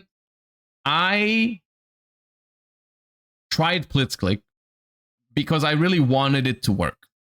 I really wanted it to work because I think the deck is awesome. Unfortunately, I found that, and I did the thing that everyone is doing in the OCG. In the OCG at the moment, Blitzclick is a going first deck. And I tried going first with Blitzclick, and I struggled a lot. Because it's just not consistent. We do not have the Thunder Rhoda yet. The one that searches a Thunder monster. And that really hurts Blitzclick because Blitzclick needs to play with like multiple cards. There's no real one card combo in Blitzclick, and the combos get even stronger if your opponent has cards on the field. So my hot take is that there might actually be a way to play Blitzclick in Advanced Constructed, and it would be blind second, which I think is very scary to do in a format where Cool Tune exists. But I do think that's probably the only way it could work, because realistically, like going first blitzclick to me was really, really awkward. I think it wasn't great. And I'm not saying that blind second blitzclick is good. I'm just saying that could be something to try. I haven't actually tried it, but I think like, hey, if you blind second with blitzclick, you can use more charmies to make your deck more consistent. I think that's an important factor when you blind second, is that you actually have like a smaller deck, quote unquote, if you main deck like Purulia and Fuwa. And then I think it could be viable, because then your cards just get higher quality and you have more card draw. And you could main deck Pot of Sloth, which is also cool for the deck, right? And then you just go second, you try to draw some cards, and you try to break any board they throw at you, which I think could work. But going first was not it for me. So yeah. It's very good in Genesis though, I heard, and I might play it in Genesis on Friday, because I think the deck is awesome and I kind of wanna play it, so maybe I will. Melfi. I love this deck, dude, but in Advanced Constructed, it's just not keeping up. It's not keeping up in Advanced Constructed. This is another deck that is viable in Genesis format, I've heard, which I'm really happy about, because I think it's on this. I'm very sad by where I have to put Blitzclick and Melfi in Advanced Constructed, but they are just not competing with the power level of Advanced Constructed right now, unfortunately. So if you want to play these decks, I think for Blitzclick, try going second, even though it's scary. And like both of these are pretty good in Genesis, I heard. So unfortunately, that's where we have to go. The problem is just Melfi is way too slow, way too fair, which is not a bad thing, but it is just, competitively speaking, a downside. And it's going to go to time. Even if you go first, like even if you win a game, it's going to take you like 30 minutes to do so. So yeah. Okay. Invoked. Invoked is two-sided, or polarizing rather. There's two ways to play Invoked. One is you can just run it down with pure Invoked, which I think is pretty average or even bad. The reason why it's bad, by the way, is because the main thing you're going to do going first with Invoked is you're going to summon the extra deck Rip guy, I think. And the extra deck Rip guy is not good in a lot of matchups this format, is the unfortunate news, because there's a couple of decks who simply play way too well without an extra deck, which is mainly all the Chaos decks. Like all the Chaos decks, unless they turn it into a combo deck with Azamina, I guess, because that deck kind of could fall apart if they banish your Dark Magician of Destruction and your Azamina monsters or whatever. But pure Invoke just relies on summoning one particular Floodgate or extra deck banish, and if you don't win off of that, you probably just lose the game. So I don't love it in theory. There is a world where you can splash Invoked into other decks and it becomes significantly better. Because all of a sudden, I've seen people mess around. I think it was Jordan who posted an Invoked Draco Tail deck list on his channel. I didn't actually end up trying the deck, but I think something like that could happen. And if someone sits down and cooks something with those cards, like a hybrid, maybe that's gonna work. I don't really believe in it. And I'm just going to be clear with you guys right now. I think that's good news. I think that Invoked is looking like it's not great is incredibly good news for everyone in the Yu-Gi-Oh community, because that means you're not going to get your extra deck ripped apart, and you're not going to be under Macrocosmos every time, or Kaliga, or have to play against Omni Negates from Mechaba. Like, no one wants this deck to be good. Except the people who are like diehard Invoked fans, but the deck's playstyle is just not it, dude. So I'm not looking forward to facing any of them, but luckily I don't think they're actually that good. So yeah. Sacred Beasts. Sacred Beasts are not great, but also not terrible. I think the fact that they have like some pretty good draw is nice. and they do have some combo lines that are okay. In general, it falls into the exact same category as Melfi and Blitzkrieg, though, where it just doesn't quite keep up with the power level of Advanced Constructed, and that makes it good in Genesis. It is good in Genesis, actually. So it's, yeah, but I think it's a little bit better than Melfi still in Advanced Constructed. It spams like Varudras as well, which is an advantage. Yeah. And those are mostly the new decks.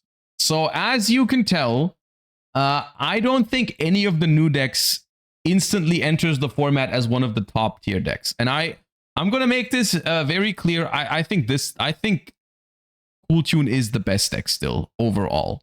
And the only reason I'm not playing Cool Tune in at the European Championship, which I'm pretty certain I won't, is I just don't want to play a hand trap deck. I don't want to play a deck that relies on hand traps. It's just something that I basically, statistically, I know it's a good approach going second to try to hand trap your opponent to death. I just hate the feeling of going second and hoping that I can stop my opponent from playing completely, because I know that if they are making a board, I'm probably losing with my deck because I don't push into boards well enough. This is something that I regretted doing it at the German National Championships, because I just feel like Cool Tune is a deck where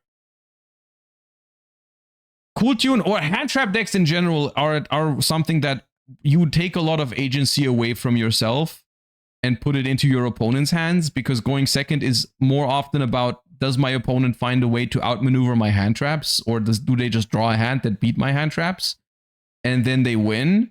I tried siding board breakers in it, but it just didn't really help that much.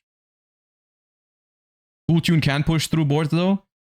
Cool Tune with a good hand can push through boards, but it's very dependent on drawing like the right hand traps to minimize the board, and then drawing like normal summon Cool Tune synchro overtake or something like that. Like it's not a deck that on average plays well going second. Cool Tune is a strong deck going first, probably one of the strongest decks going first in the format in the hands of the right players. But going second, it's very reliant on drawing specifically rotary Cool Tune synchro, plus a couple hand traps, plus a good normal summon. And then you can push into boards, but you're still not guaranteed to push into a board.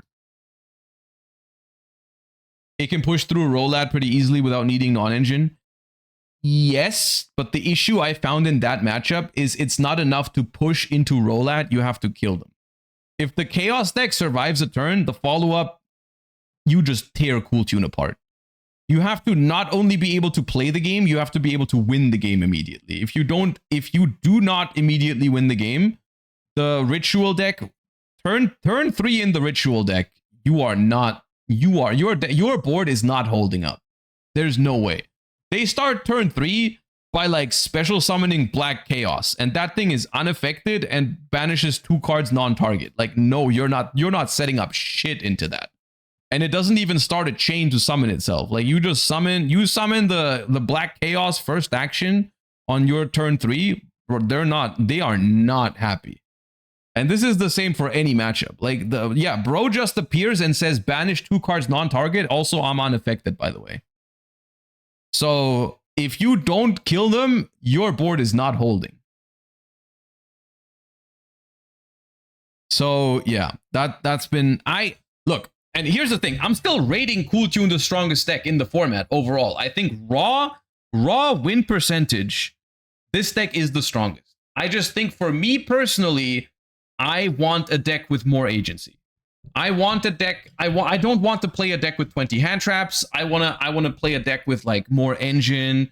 I want to draw engine heavy hands. I want to play into boards. I don't want to try to prevent boards. I want to, like, you know, maybe discard a Mold Charmy here and there and that kind of stuff. And I don't want to do like Imperm Veiler, Bell Ash, Ogre, Harmonia. Like, it's just not what I want to do, right? So it's more of a personal preference than actual, like, because I do think from a raw power level perspective, I think Cool Tune is better on paper. And another reason, and this is something that I want to talk about right now, another reason that I think hugely benefits Cool Tune is that both Sky Striker and Branded, who have been very, very good before Chaos Origin, I think are falling off a little bit. And neither of these two decks are bad now. I want to make that clear. I think they're not bad.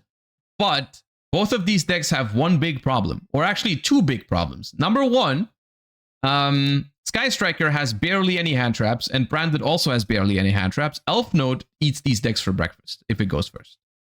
Problem number two, the Chaos deck. Chaos is insane against both of these decks, pretty much. Because they just made a deck whose grind game is genuinely just better than Branded. And like the interactions that the Chaos decks have are so good against Branded. So here's the thing. Branded is a deck that doesn't make the craziest boards. It doesn't stop your opponent from playing. The only thing it does is it says, hey, my graveyard setup is so good that it's really hard for you to play into me. Essentially, what I just said about the Chaos Ritual deck a second ago was also true for Branded. Branded was often like, if you don't kill me, my follow-up is going to beat you, right? That is what Branded does, right? But not against Chaos. Because Chaos has non-target banishes, targeted banishes, and a crazy amount of graveyard interaction too with just the Skull Archfiend of Chaos. The Skull Archfiend of Chaos, just in case you weren't aware of it, has a graveyard effect where you can target 3 cards in the graveyards or banishments, including 1 card that mentions Ritual of Light and Darkness, put them back to the deck, and then summon itself. And that is not limited to your own cards. You can shuffle your opponent's cards into the deck.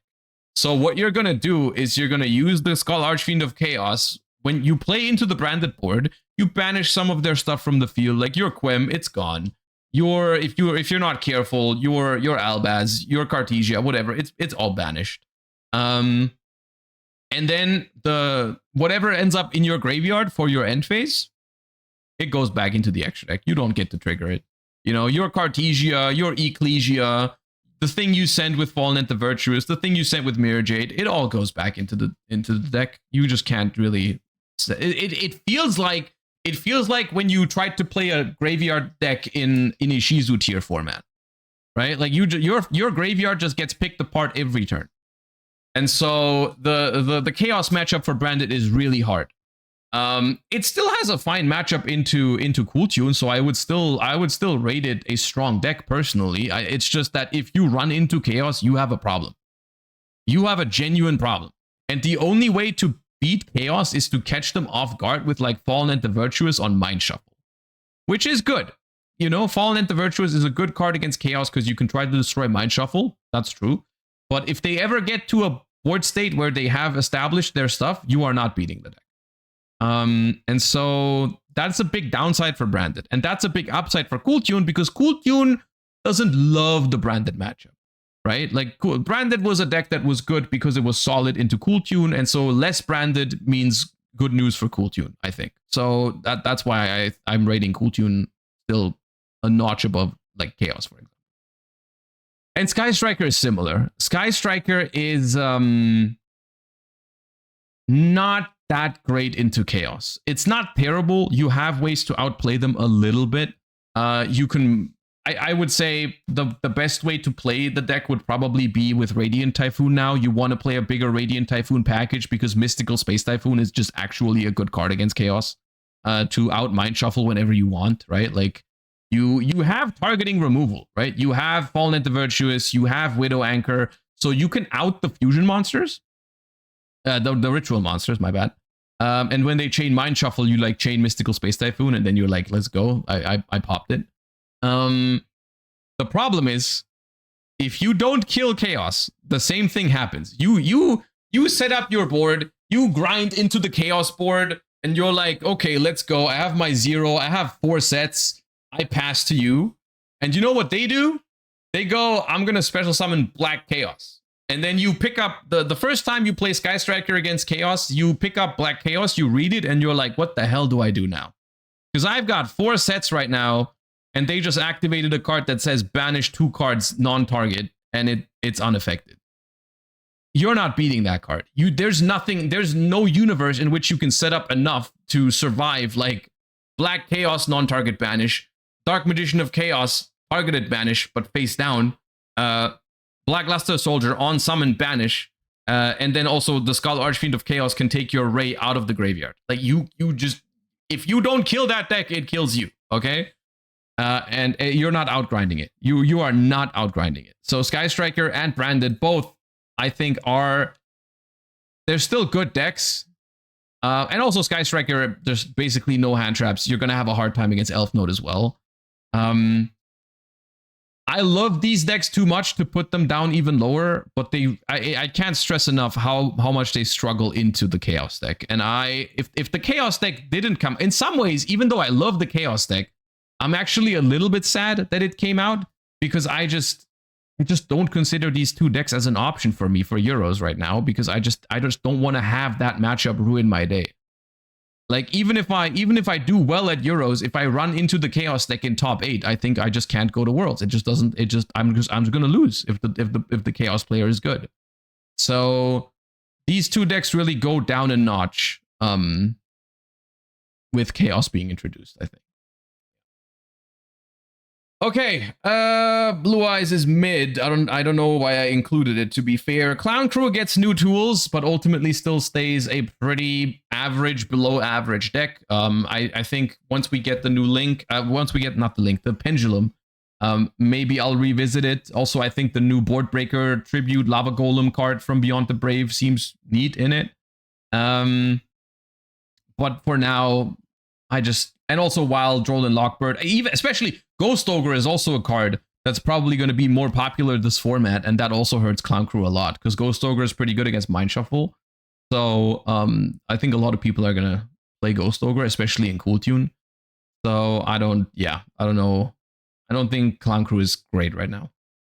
Doomsy. Doomsy is fine.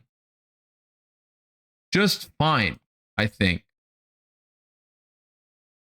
Yeah, I feel like you have a hard time outing the Dark Magician of Chaos ritual, because you have mostly non-target pops, and non-target pops don't really work. And you also can't pop the back row, because the Dark Magician ritual protects the back row from being destroyed. And so you have a very hard time just removing their shit. And also, the main way they interact with you is by banishing your cards, which doesn't trigger any destruction effect. So I think the deck is still okay, but I think there's better alternatives out there if we're talking, because it's basically a combo deck. I just think there's better stuff out there. Yeah, okay. Radiant Typhoon. I think Radiant Typhoon is... And I'm surprised I'm saying this, but I think it's not that bad. I had my doubts about Radiant Typhoon going into last format after the last ban list. I feel like, and I stand by it, I still think they did this deck dirty with 1 copy of Chant. But technically, the deck is okay, I think, into a lot of the decks in the format. I just think... it's like a slightly better version of Sky Striker into Ritual of Light and Darkness, because you have very consistent access to Mystical Space Typhoon. So you can just have a Mystical Space Typhoon in your hand, hold it up, start playing into the board, force the Mind Shuffle somehow with like Phonics, for example. And then when they chain the Mind Shuffle because they're forced to, you just Mystical Space Typhoon it when the Dark Magician is now no longer on the field because they just bounced it, right? So it's okay. It's okay. Not in love. Actually, you know what? I'm gonna do this. I think both of these decks deserve to be a little lower. Yeah, this looks better to me. Radiant Typhoon's problem is Elf Notes. Yeah, both of these decks are usually very, very low on hand traps, so Elf Notes is going to eat you for breakfast when they go first. But if you go first, here's the thing. It still is kind of like a 50-50 matchup, because if you go first, Elf Notes also, I don't think, beats Radiant Typhoon. As long as you don't brick. But, yeah. Okay. Draco Tail branded. I was similar to Radiant Typhoon. I was very surprised with how well this deck was doing post ban list. I actually didn't expect it to be this viable, which it clearly was. At the same time, I feel like it was often a thing of like, it was just really good players playing this deck. Like Jesse and Jordan and stuff. I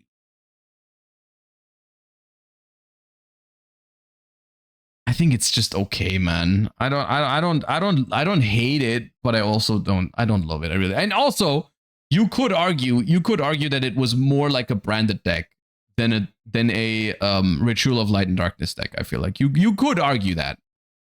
You could argue that. So yeah.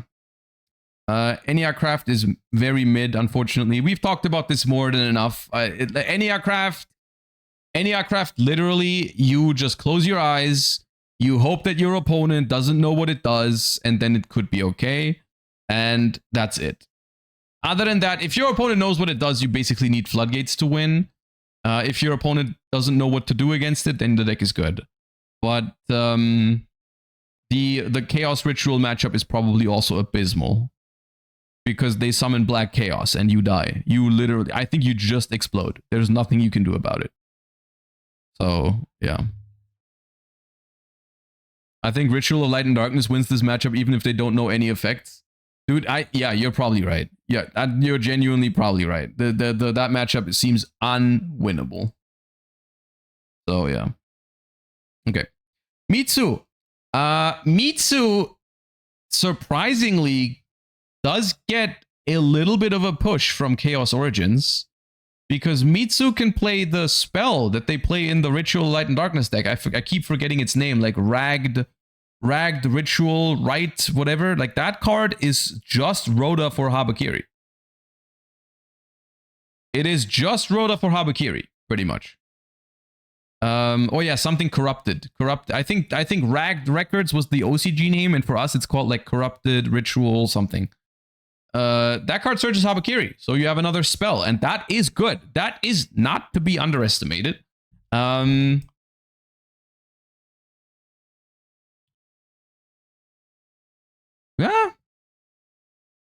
I think it's okay. I think it's an okay deck. I haven't really, I gotta admit, I haven't messed around with it because that's just not the deck I'm looking to play. But it is decent. I'm waiting until Demise. Yeah, I mean, there's other things like Demise is still coming up. The new Lava Golem replacement is kind of interesting for Mitsurugi. It's definitely gonna have its time again, I think. If they don't hit it further, I feel like it's gonna have a time where it's gonna rise again. But I still feel like Mitsurugi, like going second into Cool Tune is hard. You do have more starters now. But Cool Tune has a relatively easy time usually just looking at your hand and being like, okay, he's got this and this and this play. I'll just, like, this gets negated by Zaylan, this gets ashed, and so on. And it's just, yeah. What about Fiendsmith Mitsu? I don't think that changes the dynamic that much. I think if I would play Mitsu, I would lean into the direction of Dominus cards and Harmonia, probably. Yeah. Lunalight is slowly but surely dying because every deck that comes up suddenly just has outs to Liger Dancer, like the Ritual of Light and Darkness. Ritual of Light and Darkness against Lunalight is somewhat interesting because, funnily enough, Ritual of Light and Darkness can only out Liger if there's another monster next to it, because the Blackluster Soldier, if it kills something in battle, can gain 1500 and attack again. So that's a very easy way to out Liger Dancer. But if you just don't have another monster next to the Liger Dancer, you have nothing to attack into. On the other hand, the Blackluster Soldier is unaffected by Liger because it doesn't target, and you put the Blackluster Soldier in defense mode, it can't be destroyed by battle. Lunalight cannot out the BLS. So if you just stare at each other with those two cards. Genuinely, and here's the thing, if you don't have an out to the Blackluster Soldier in your deck somehow, you deck out first, because they have the Skull Archfiend of Chaos. The ritual deck cannot deck out, actually, while Lunalight can. So yeah, it's a little weird of a matchup for Lunalight. So yeah, can't they get rid of it with SP? I mean, you can target it, but then they bounce it back to hand, and then, you know, it's a little weird. It's a little weird. And then they can try to resummon it and everything.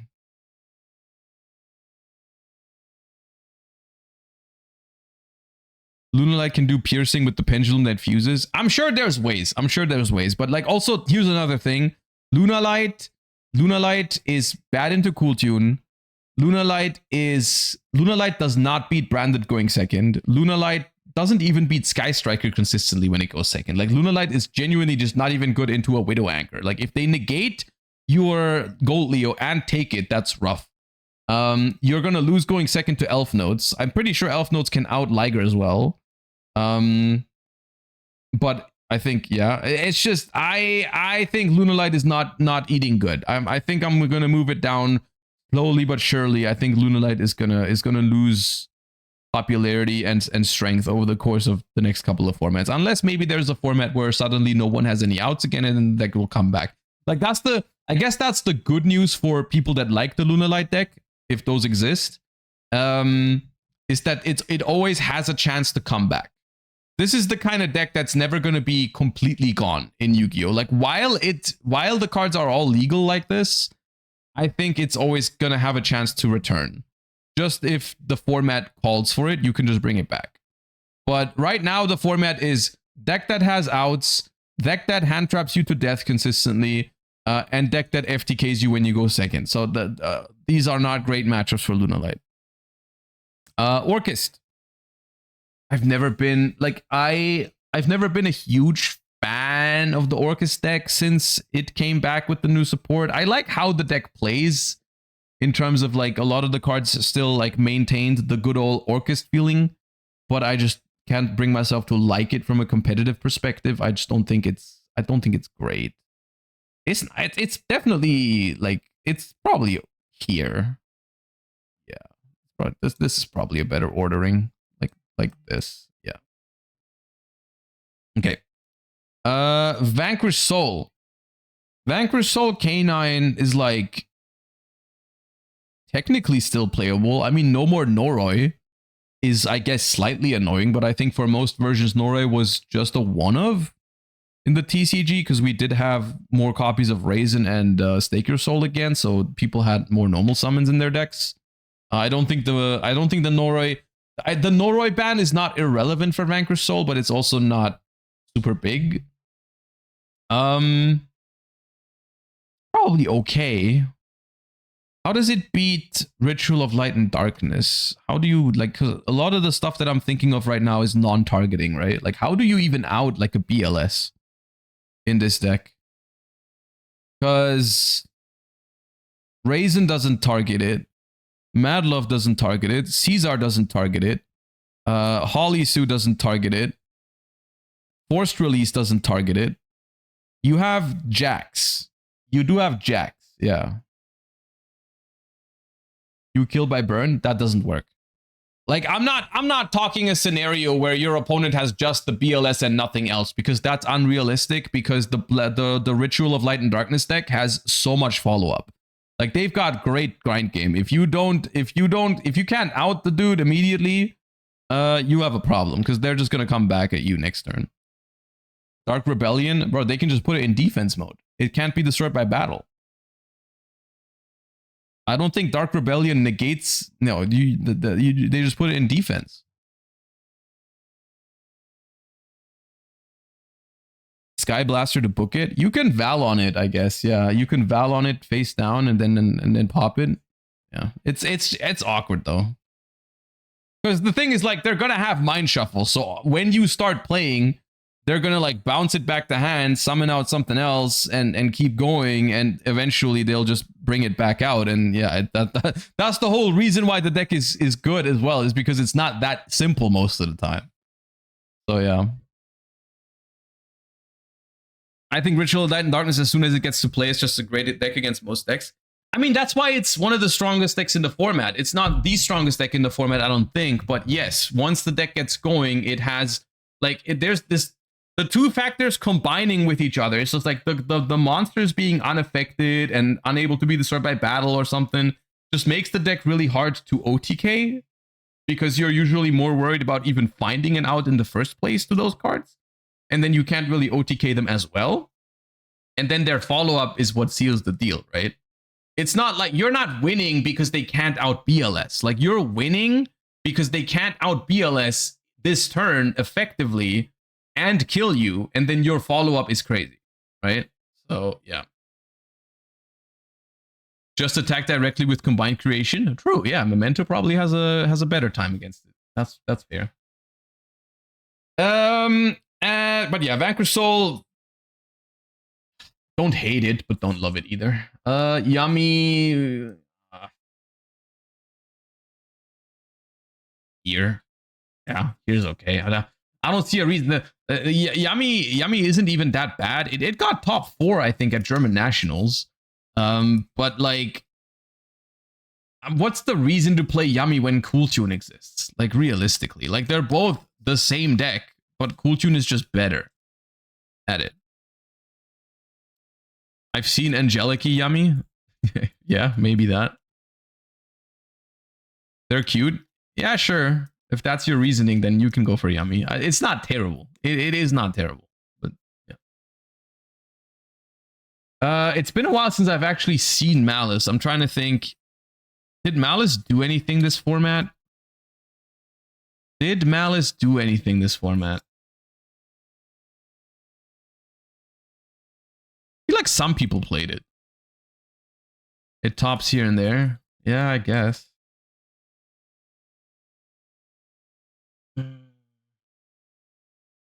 Okay, if Malice was like before Chaos Origins, if Malice was like around here, where does it go after Chaos Origins?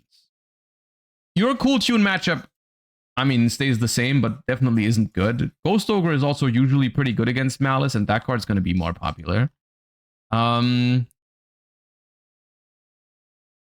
do you, I mean, you also, if there's less Sky Striker, that's a good matchup for you out of the way. Branded also, if you went first, was probably a good matchup for you a lot of the time, so that's gone. Or not gone, but less often. I guess it matters. How is the Chaos matchup for Malice?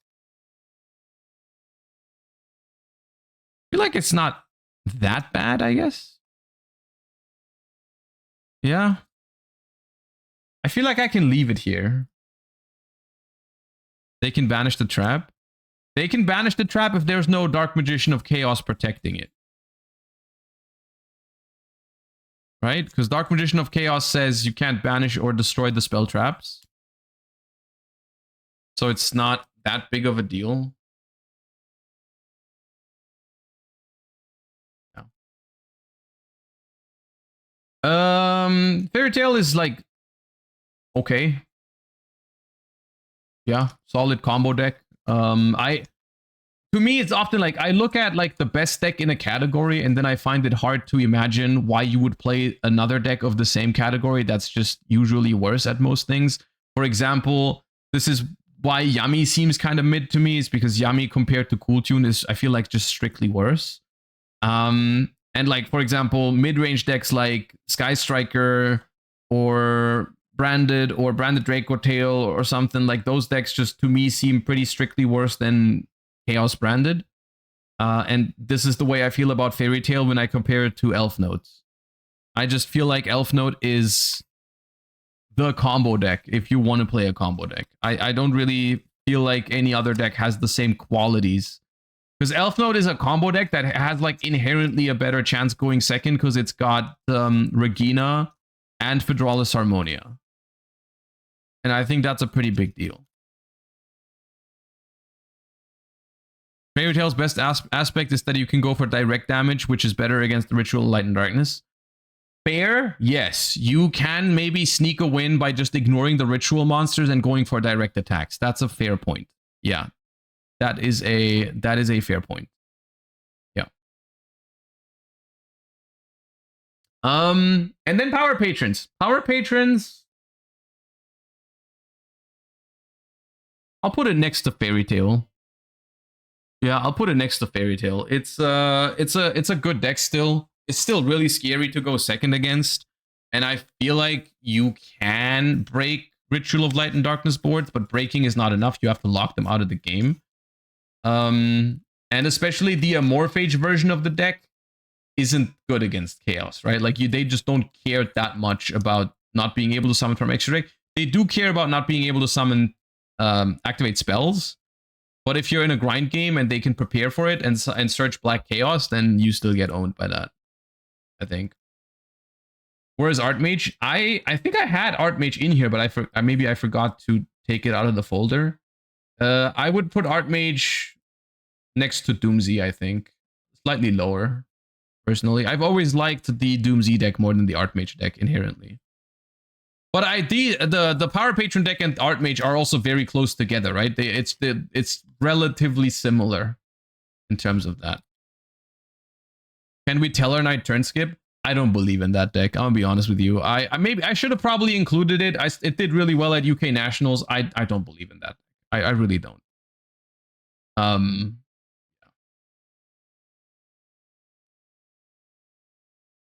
Are we talking non-engine this stream?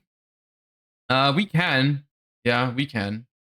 Let me do an outro in case this. I mean, this is going to make it to YouTube. I'll do an outro real quick, and then we can discuss. I don't have a tier list prepared for non-engine, but we can talk about it a little bit with regards to the tier list. Yeah. Yeah. If you watched this on YouTube, thank you so much for watching. I hope you enjoyed. I hope it helped you a little bit with your last-minute decisions for European Championship or any WCQ, whichever one you're playing in. And if it's not for your deck choice, then maybe for some side deck decisions. So make sure to like, comment, and subscribe. Everyone say goodbye to YouTube chat, and I'll see you next time, duelists. Bye-bye. Okay. We've got the YouTube outro. All right, I have a little bit more time because we started a little bit late. So we can go a little bit longer. Not super late because I gotta make dinner at some point, but I've got like a little more. Phantom Knight's honorable mention. The way I feel about Phantom Knight is just the way I feel about a lot of decks recently, where it's just a solid, I think, tier 3 deck that just sucks into Fuwa. And that's just not really anything special to me. But yeah, it's not bad. I would put it into average. You think blind second decks like Gem Knights will have a chance with upcoming Go Second support? I mean, yeah, with the new blind second support, or the new board breakers, blinding second could become more of a viable strategy. I don't know if Gem Knight is the one to do it. I feel like it might be Blitzclick. But yeah. Are you going to locals tomorrow? I wanted to, but I might not, because I actually still have to. I have a lot of stuff to do. I have to pack my bag for Thursday. I have to finish my deck list and stuff. I mean, I kind of wanted to play locals just for a little bit of practice, though. So I probably will, but I'm not sure yet. Well. Okay. Anyways, non-engine in general. I feel like this is a format that calls for, or where I'm at right now with my deck is I want to, a lot of these decks make boards that you can play into, with the one exception being Elf Notes and I guess Power Patron down here and maybe Fairy Tail. Most of the decks in this list and most of the decks that I expect to face at the EUWCQ are making boards that are technically pretty breakable with a good engine hand and maybe a couple of board breakers or Molcharmies. So currently, that's how I'm approaching my deck for Euros. I think if you do that, though, your side deck does need to be prepared for Elf Notes. I think Elf Notes is a very, very scary deck to go up against. And I think one card that to me, one card that is pretty interesting against this like matchup spread up here is Ghost Ogre.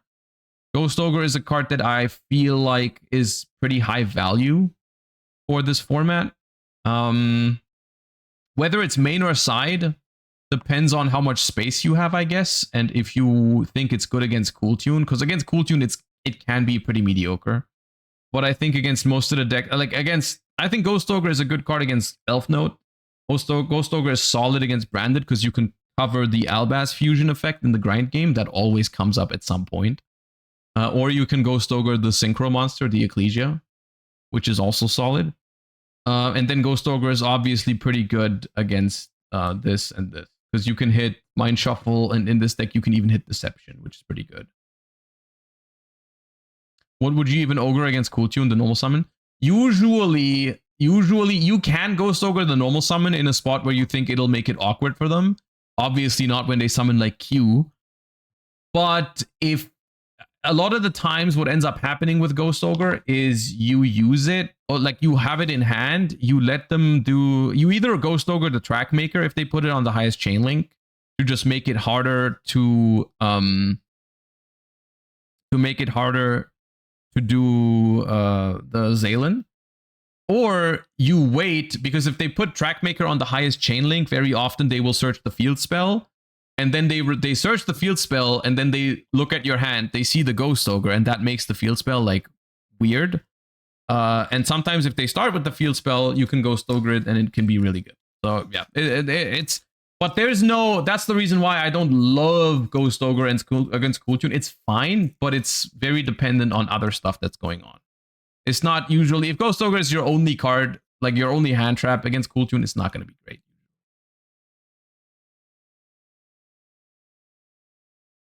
Ogre is only good against one of the two Chaos Ritual starters. Okay, so it's actually, it's funny.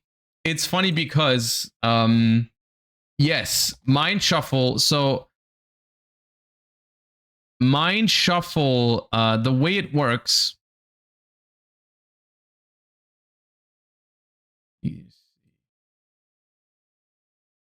So if Mind Shuffle is set by Grifo, and they activate it and immediately use the effect to search, then you cannot Ghost Ogre it. I don't think that makes Ghost Ogre bad, because that means Ghost Ogre, like you still have an opportunity later for it. Like when they bounce back the hand at some point in response to something, then you Ghost Ogre it. Like that's fine. Funnily enough, there is a card that can hit Mind Shuffle when they flip it. And this is this card. It's very niche, and I don't know if I would recommend anyone to play it, but it is technically a possibility.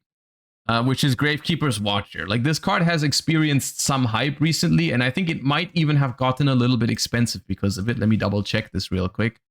Just check it on Card Market. Because the last print of this card is from 14 years ago. Is it still? No, I think it went down again a little bit. But yeah, Gravekeeper's Watcher had like a moment where it went up in price a little bit, but now it's falling again. Dude, $650. $650. I mean, there's it's still $5 actually. 5, 6, 7. Yeah, it's still somewhat expensive. Let me just filter by like the good conditions. Yeah, it's still somewhat expensive for a common. Yeah. Okay, so let me explain. The reason why this card is being played is because it says when your opponent activates a spell, trap card, or monster effect that could make them discard when it resolves, you can send this card from your hand to the grave, negate the activation, and destroy it. So if your opponent flips Mind Shuffle, activates the effect to search immediately, that is a card that searches and then discards, so you can negate that with Gravekeeper's Watcher. And the funny thing, if you compare it to Ghost Ogre, is that it's the exact opposite of Ghost Ogre, because the way this card is worded, it only negates when a spell trap card is activated. When your opponent activates a spell trap card, which means it does not negate Mind Shuffle if it's already face up on the field, because then you're not activating a spell trap card, you're activating a spell trap effect. So Watcher can negate Mind Shuffle, but only when it's being flipped and immediately used. So basically, if your opponent plays around Ghost Ogre, you can hit them with the Watcher. And if your opponent plays around Watcher, you can hit them with the Ghost Ogre. Because the way to play around Watcher would be to just activate the Mind Shuffle, not immediately search, and then on a separate new chain, after the Mind Shuffle is already face up on the field, you search. So yeah, and this card has some other really niche use cases. For example, you can negate the Vision, Radiant Typhoon Vision. You can negate Branded in High Spirits. So yeah, I don't know if I would recommend playing it though. And yes, if they start with Black Chaos, then the Mind Shuffle is already on the field and you can't hit it. Yeah, that's one of the downsides as well. Will people really cite Trap Eater or this Gravekeeper? Here's the thing, like in theory, yes, those cards are usable. Even though it's the first time I'm hearing about someone actually playing Trap Eater, I don't know about that. Those cards are usable, but they are just like very niche.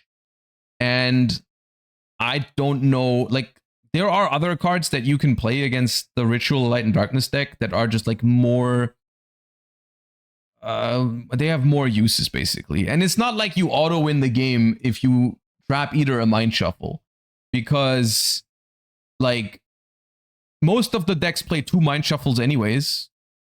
And you can just search a Grifo for backup to be able to get another Mind Shuffle if the one gets outed. So, yeah.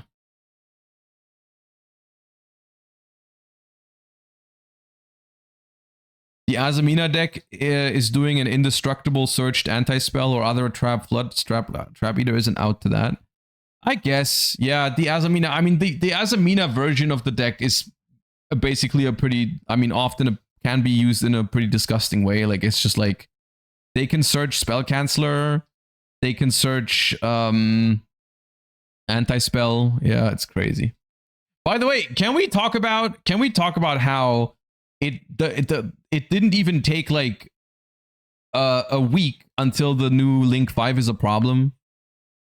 Like, come on, man. Who thought that this card was a good idea, man?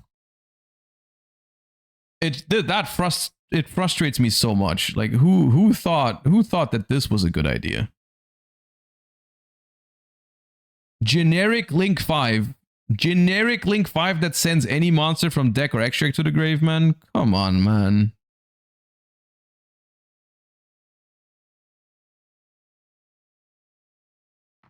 The Charmer Link also, yeah. The Charmer Link is also kind of eh.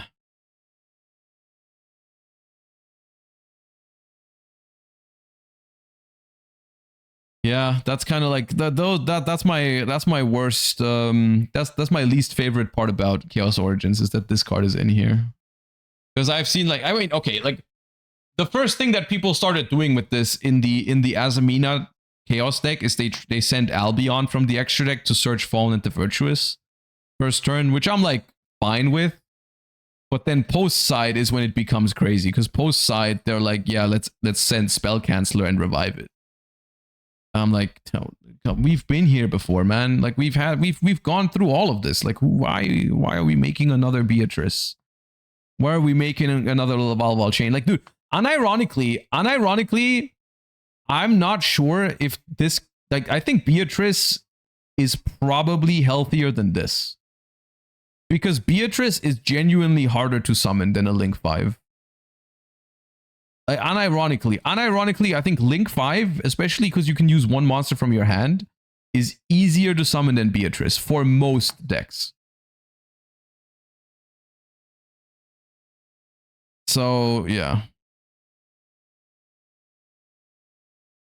Without Moon? Yeah, of course. Fiendsmith. I mean, Fiendsmith, basically, the way I look at it is like Fiendsmith had to happen for them to finally ban Beatrice, because that's how every deck basically had access to it. So then they were like, oh yeah, now it's time to ban Beatrice, because every deck had access to it via Fiendsmith.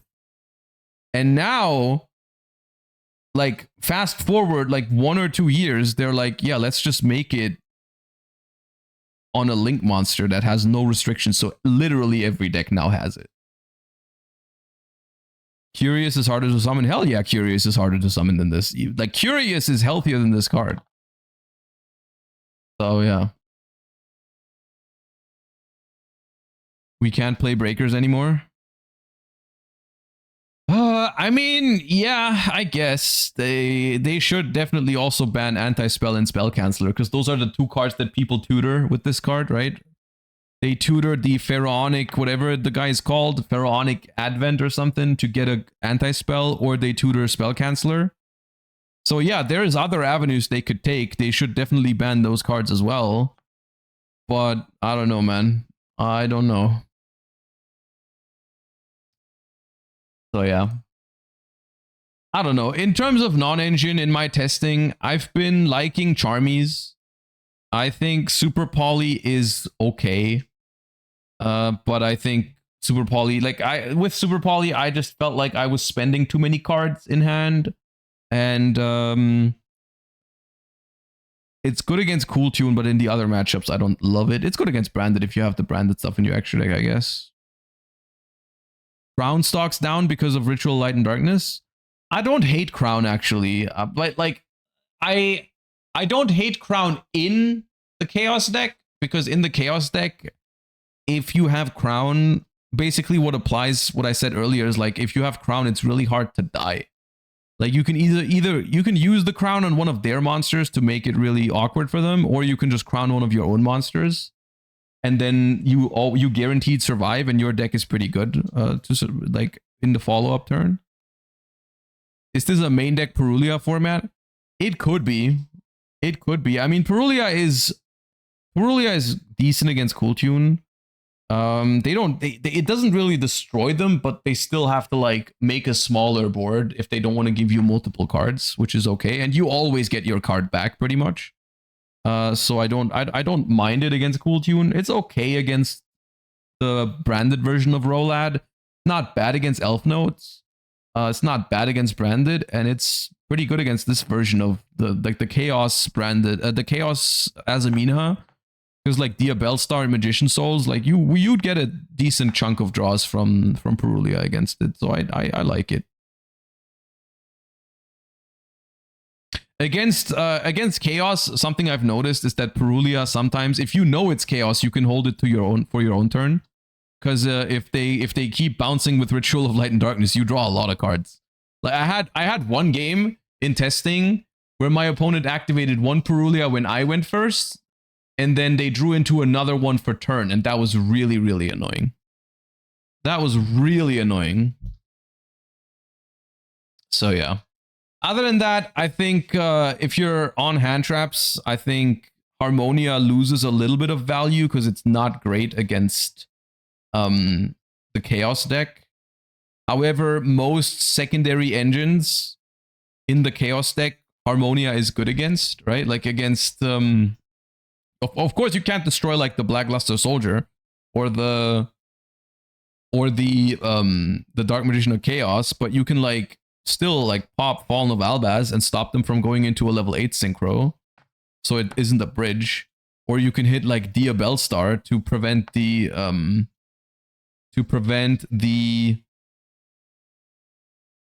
the Dark Magician of Destruction or something like that. Also, you can send like Malong to bounce Mind Shuffle, which is okay.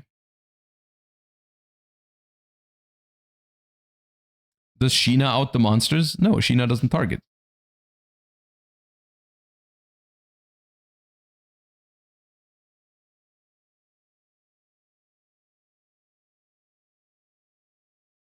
So yeah. I don't know, what else is there? Yeah, like Super Poly and Crown overall. Super Poly and Crown stocks are definitely going down from previous format. Like Super Poly and Crown were really, really good past last format. This format, I think they've lost a chunk of value. They're not terrible, but they lost value for sure.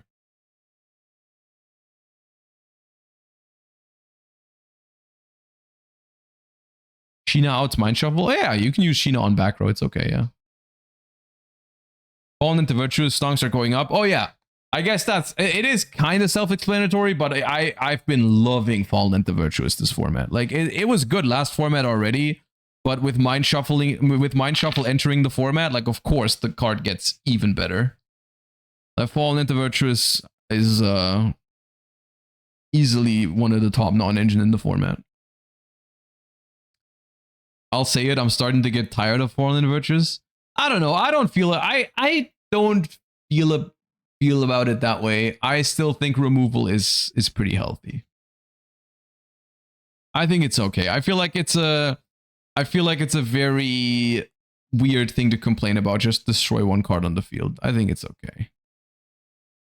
I wish it didn't have the reborn effect. Actually, I'm on board with you. I like, or I would have liked the card more if it didn't have the reborn effect. Not because I dislike it in general. It's just because that effect has been used for pretty bad things.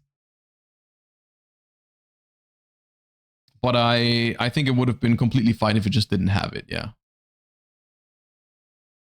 I do think, counter argument though, it is kind of cool when it just happens in a normal game where you're not reviving like a floodgate with it, where it's just like you take a card out of your opponent's graveyard and use it. That part is pretty cool, I think. Like when you, I don't know, you play against Branded and you take like their Fallen of Albaz and you use the discard effect or something like that. That's kind of cool. When you ever get to do that. What do you think of the OG Albaz in the Branded package of Ritual Light and Darkness? That's one of the core questions I'm asking myself for the weekend as well. If I want to play 3 Albaz, like 3 white or 2-1. It's the same old dilemma as always. Like you make your deck brickier, you have less starters, but then your interruptions do get a little bit stronger, sometimes a lot stronger. Personally, I think with how I've been experiencing the deck, like it's already kind of bricky. It's already having a lot of engine requirements. At the moment, I would like to play 3 white if I can. If I lose too many games in testing because I don't have Albaz, I'm gonna probably add it. But at the moment, I'm doing 3 white. So I just wanted to maximize starters and good cards in the deck. Are you on High Spirits? It's an option I'm considering, but currently not. I'm using a very small Branded package just for starters, basically. I'm just playing like I'm just playing white and Fallen into Virtuous and some of the stuff you need for it, basically. I just wanna have more starters, but I've been made aware by multiple people that like the ceiling of the deck isn't high enough. And this is the thing, like I started doing this in Branded Dracotail format. I started playing 3 white, and then eventually I had to give in and play 1 OG because I just realized you have to do it. So I'm like, I do think it's probably okay to play an OG, but I don't know yet. Are you playing Pharah? I'm not sure about it yet. I tried it and I thought it was fine with the new Sword Soul Synchro, but I also am kind of desperate for cutting engine requirements, so I'm trying to make it work without it. But I thought it was kind of cool to have Pharah in the deck. I liked it. What about Soul versus Crimson Call? I started with Crimson Call because I wanted it to not be a normal summon. But then eventually I switched over to Soul Resonator because I just drew the spell and it was bad. Was my problem. And then like the Soul Resonator is also a starter, which is kind of cool. The problem though, and that's something I also realized, is by doing Soul Resonator, you don't really gain a starter. Because if you do Soul Resonator, the Soul Resonator itself is a starter, but then the Ecclesia is not anymore. Because the Ecclesia, you do need the normal summon for it, right? So that was a little weird to me. But still, I think the Soul Resonator itself is a much better draw than the spell. So I'm not sure. How many Celtics is ideal? Dude, I want to play 3 so bad. That card draws 3 cards, man. That card draws 3 cards, but I'm not sure if I can play 3. It depends on deck space. Like my deck list is not super fleshed out yet. But I've just been trying to mess around with the ratios. I'm trying to figure out like how many of the optional, like how many of, for example, how many of the Skull Archfiend do I need to play? How many of the ritual spell do I need to play? Do I really need 2 Mind Shuffle? You know, like basically there are a couple of cards that like people are saying you need those, but they're not good in your hand. So I'm trying to cut them down. And then there's other cards that I would really like to play because I like drawing them, but then they make your ceiling lower compared to the engine requirements. You know what I mean? Like cards that I would like to play are cards like the Celtic Guardian and cards like More Fallen of the White Dragon. Those are the cards I want to play. But then the cards that are necessary to make the ceiling higher are like second Ritual Spell, second Skull Archfiend of Chaos, Farah, OG Albaz, and I'm just trying to find a balance basically. That's where I'm at right now with my deck building. Like I'm pretty sure I'm going to play the deck. I'm just not sure exactly how. Like I'm trying to find a balance between that exact, like that's my issue with the deck right now basically is I'm trying to find a balance between ceiling and engine requirements pretty much. So, yeah. Try Runic? No, I'm trying to do well this time, and it pains me to say it, but I don't think Runic is the way to go with that. So yeah, not gonna do that. How do you decide I've cooked enough, the deck is ready? I mean, I guess it takes some experience, but you just eventually I usually just arrive at a point where I look at the deck and I'm like, yeah, I think all these decisions are correct. That's how I do it. Sometimes that's a week in advance. Sometimes that's on the Friday. Yeah. 2 Celtic and 2 Skull feels nice. Okay. Try to sell me on double Skull Archfiend, because so far I don't really understand why I need 2. Why is it necessary to play the second Skull Archfiend? What is it for?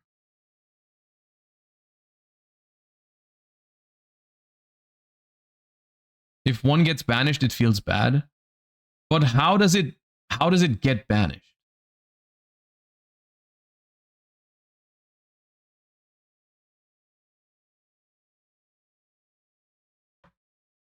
I guess against Cool Tune, that's vulnerable, yeah. If they hit it off of Q, if they think you're only playing one. But here's the thing, right? If you're playing against Cool Tune, most of the time, if they look at the Skull Archfiend of Chaos, it's a pretty bad draw, so they're just going to give you it. They're not going to banish it hoping you only play one. They're going to leave it on top because it's a bad draw. I don't play the Celtic? Ah, dude, that's crazy. I wouldn't play the deck without the Celtic. The Celtic is the most fun card in the deck. Draw 3 cards? What do you mean? The best games with this deck are the ones where you can do it twice, because you do it once going first, and then on their turn you can summon it from your hand with the Mind Shuffle as well. Don't take that away from me.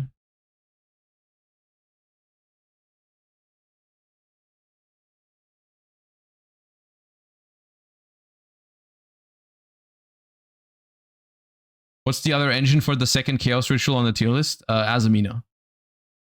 There's an Azamina version of the deck running around right now.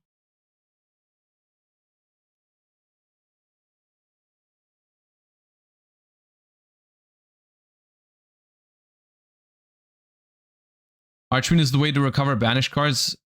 You don't want itself to get banished. Yeah, but like that's the thing. Like if you just don't leave it on the field, most decks can't really banish it, because there's not a whole lot of graveyard banishing going on. I guess they could SP Little Knight it, but like most of the time, I feel like I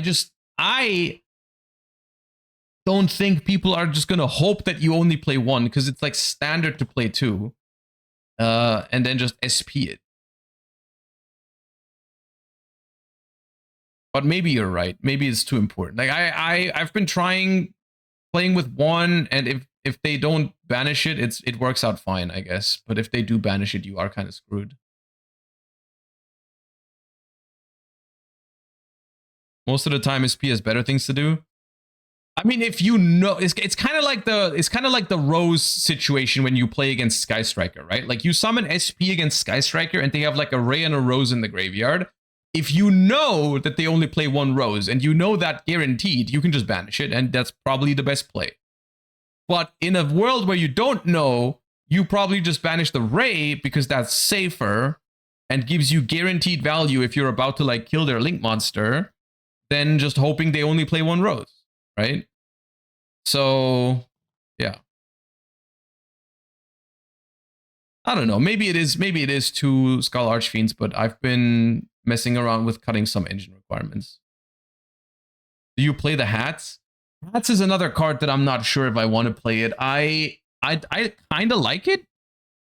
I kind of like it to help the ceiling going first a little bit. And it actually can help you play through hand traps a little bit as well. If you like open Hats plus like the Celtic Guardian, just normal summon Celtic Guardian and then Hats is live. So yeah.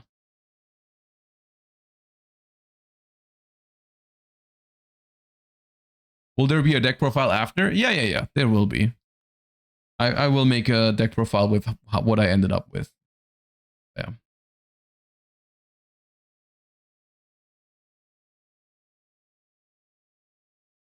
Hats is searchable? Yes. I mean, searchable, actually, I don't know, but settable.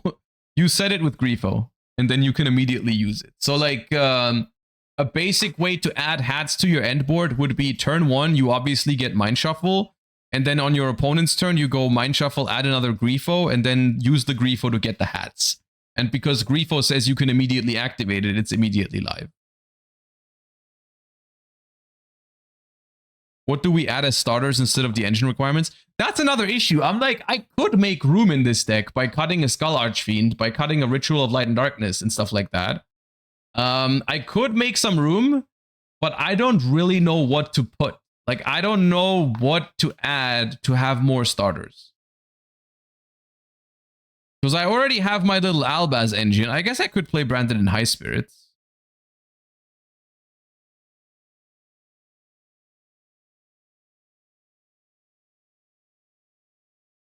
Pots? Yeah, but the pots clash with the Celtic Guardian. Then I have to remove the Celtic Guardian. I don't want to do that.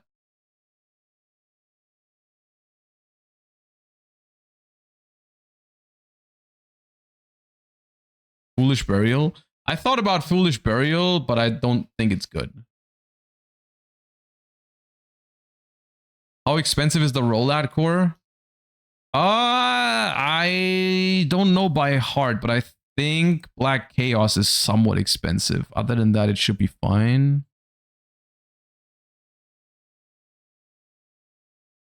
I do think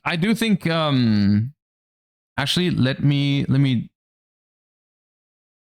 Black Chaos is, yeah, Black Chaos is expensive. Black Chaos is like 40, 45-ish. That's about it. Still not a cheap deck because of this. Like, the playset is still gonna cost you like 120. Yeah, it is kind of expensive. I mean, I feel like one positive thing that we can already take away from the overframes is the fact that you can pull a card like this that is genuinely just 400, 500 bucks. The Dark Magician of Chaos, Black Chaos. The fact that these cards exist in this set significantly improve like the quality of the set overall.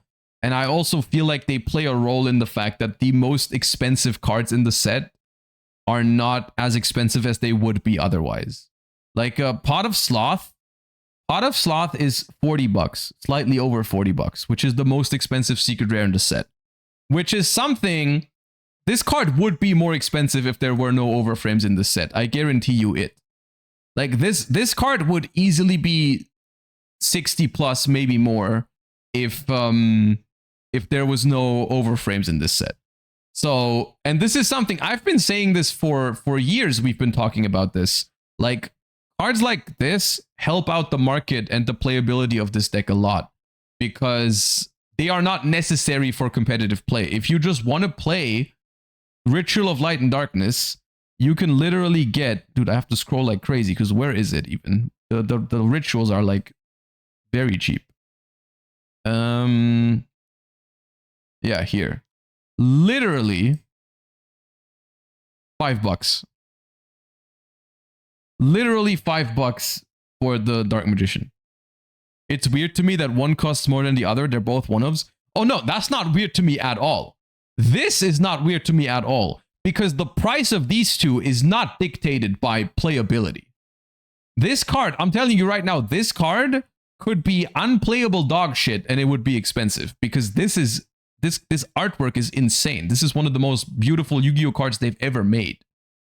And the Dark Magician of Chaos is just more popular than the Black Luster Soldier because it looks better. And because the card is itself, like Dark Magician of Chaos is cooler than Black Luster Soldier. This is objectively true, by the way. So the reason it's more expensive is because it's cooler. That's it. It's not that deep. Are both equally hard to pull? I'm pretty sure the answer is yes. Yeah, I don't think one of them is rarer than the other. So yeah.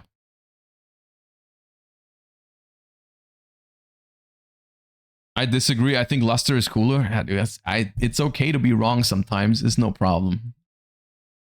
Why are you hating on BLS? I'm not hating on BLS, by the way. BLS is awesome. I think BLS is an awesome card, but he's not this awesome.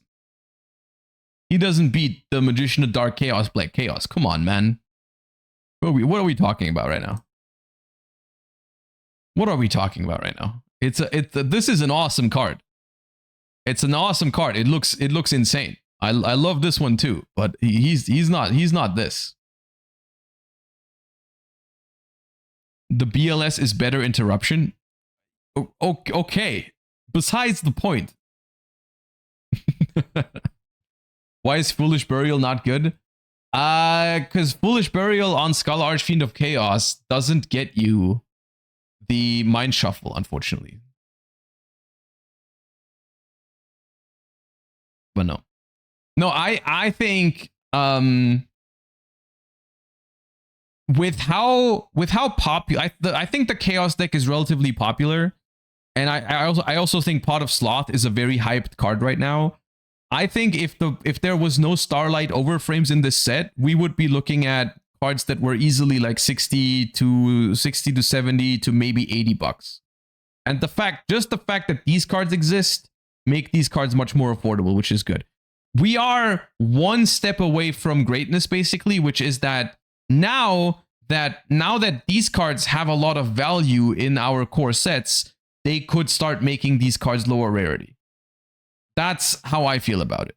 Like, we are establishing cards in the set that have value that are not necessary for competitive play with overframes in Starlight and Ultra Rare, which is good. So now we can move away from, oh, the best card in the set has to be Secret Rare and Secret Rare only, is how I feel about it. Angelica seems to increase in popularity as well.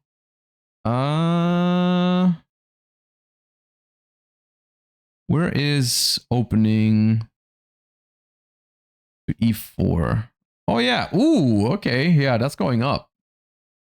That's expensive for an ultra rare. What the hell? Is that the most expensive ultra in the set? $15?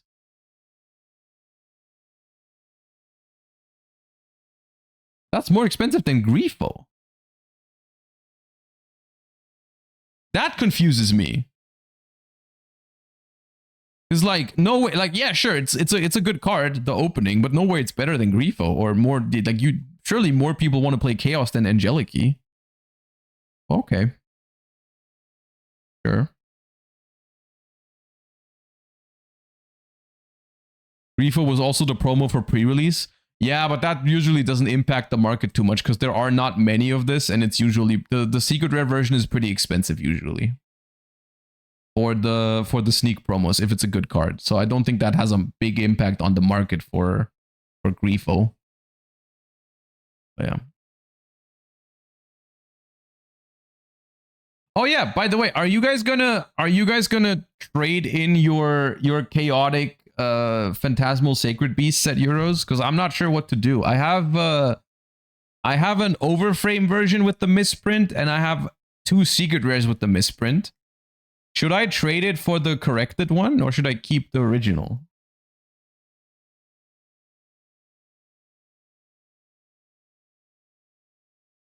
You should keep the misprint one. I don't know, man, because like there is there are precedences for this where this has happened in the past. What's the misprint? Oh, okay, I guess this oh, you can't. This is how the card is supposed to look. It's supposed to be called the Chaotic Phantasmal Sacred Beasts. In Europe, and I think only in Europe, the secret rare and the ultra rare overframe are missing the word phantasmal. It's just the Chaotic Sacred Beasts. I don't know why, but the word is missing. It's not just a blank space here. The formatting is different on the card. Like that's just its name. The name is just the Chaotic Sacred Beasts. And typically I'm with you. Like, yeah, people are like, oh yeah, misprints are worth more money. But the weird thing is, like, if every single version of the card is like this, it's not technically a misprint. It's just that's how the card was printed, right? And then they said, like, here, oh yeah, here's a picture. So this is how I pulled this, and it looks like this, right? It looks the Chaotic Sacred Beast, and it's supposed to look like this. And they said, you can exchange 1 erroneous cards. Wait, for 2 corrected? Wait, you get 2? During card replacement, you can exchange 1 card for 2 corrected cards of the same rarity. Okay, I'll do that.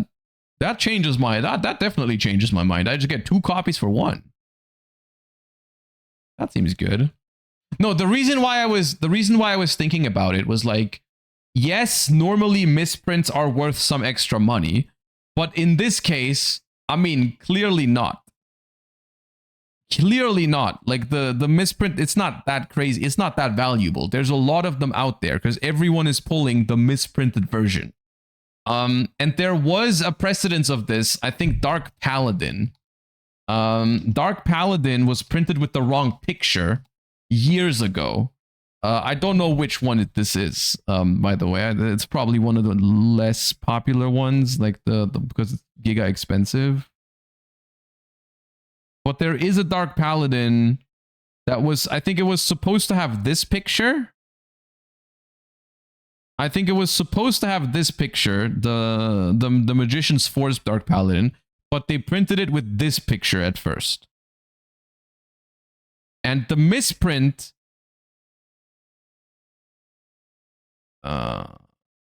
they all have the same. Does the misprint have its own category on Card Market or the corrected version? It's the Magician's Force First Ed. Hold up. Let me try if I can find it.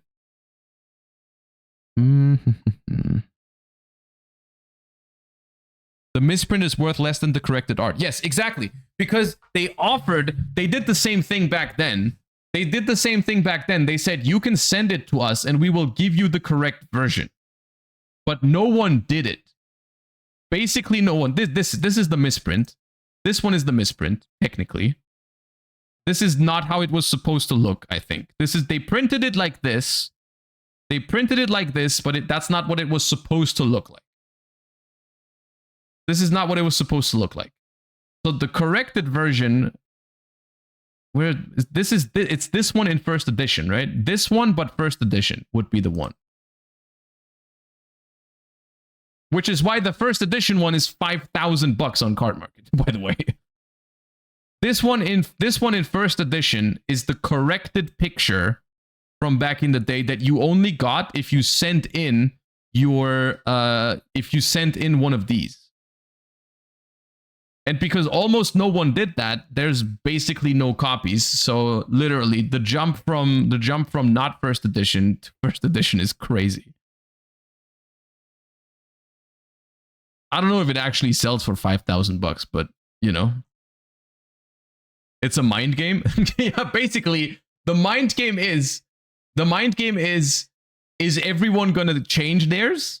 Because if everyone is going to change theirs, then you should keep the original. But if no one is going to change theirs, then you should exchange it, because then the exchanged one is going to be harder to get.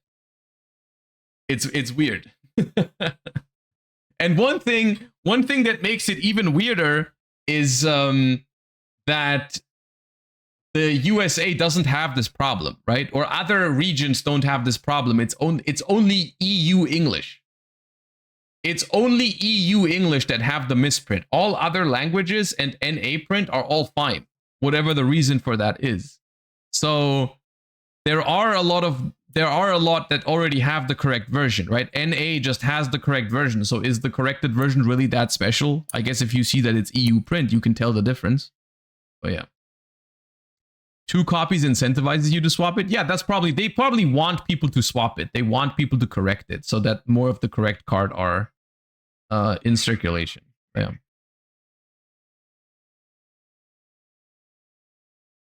People at my locals are fiending for the misprint. Really? It doesn't seem that popular because it is like it's not that expensive.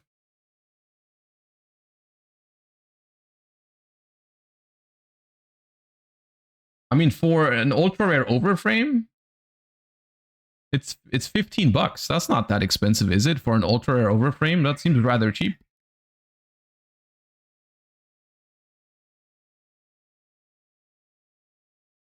Oh, yeah. It's just something I've been thinking about. Oh, yeah. KH Flow, thank you for the 42 months. Welcome back. Also, Zero Wall, thank you for the Prime. Appreciate you. All right. Anyways, gamers, I hope you enjoyed today's stream. I know it was a little bit shorter than usual, but I gotta get going. I'm a little hungry. I haven't even had lunch yet, so I'm trying to prepare an early dinner today. Unfortunately, this was the only stream of the week because I gotta get ready for Euros. I hope today's stream helped you a little bit with your preparation for Euros at least. I've been having incredibly busy weeks recently, so you know, you probably saw the YouTube video where I talked about it. But I still wanted to go live at least once this week and talk a little bit about the format for Chaos Origins so you have a little bit of input from me. I should hopefully be able to return to a completely normal schedule after the European Championship because then it's funny because normally I always want events to happen, but now I'm so happy that I'm just going to have a couple of weeks without anything after Euros. So I'm really looking forward to just returning next week and going back to like a regular schedule and having just a little bit of, you know, just having a couple of calm weeks. Anyways, I'll see you at the European Championship if you're there. Everyone have a great rest of your week. Good luck at Euros or the NAWCQ if you're playing the NAWCQ. Thank you all so much for watching today, and I'll see you all next week. Thank you all for watching. Thank you for all the support. Thank you for all the follows, all the subs, and yeah. Bye-bye, everybody. Peace.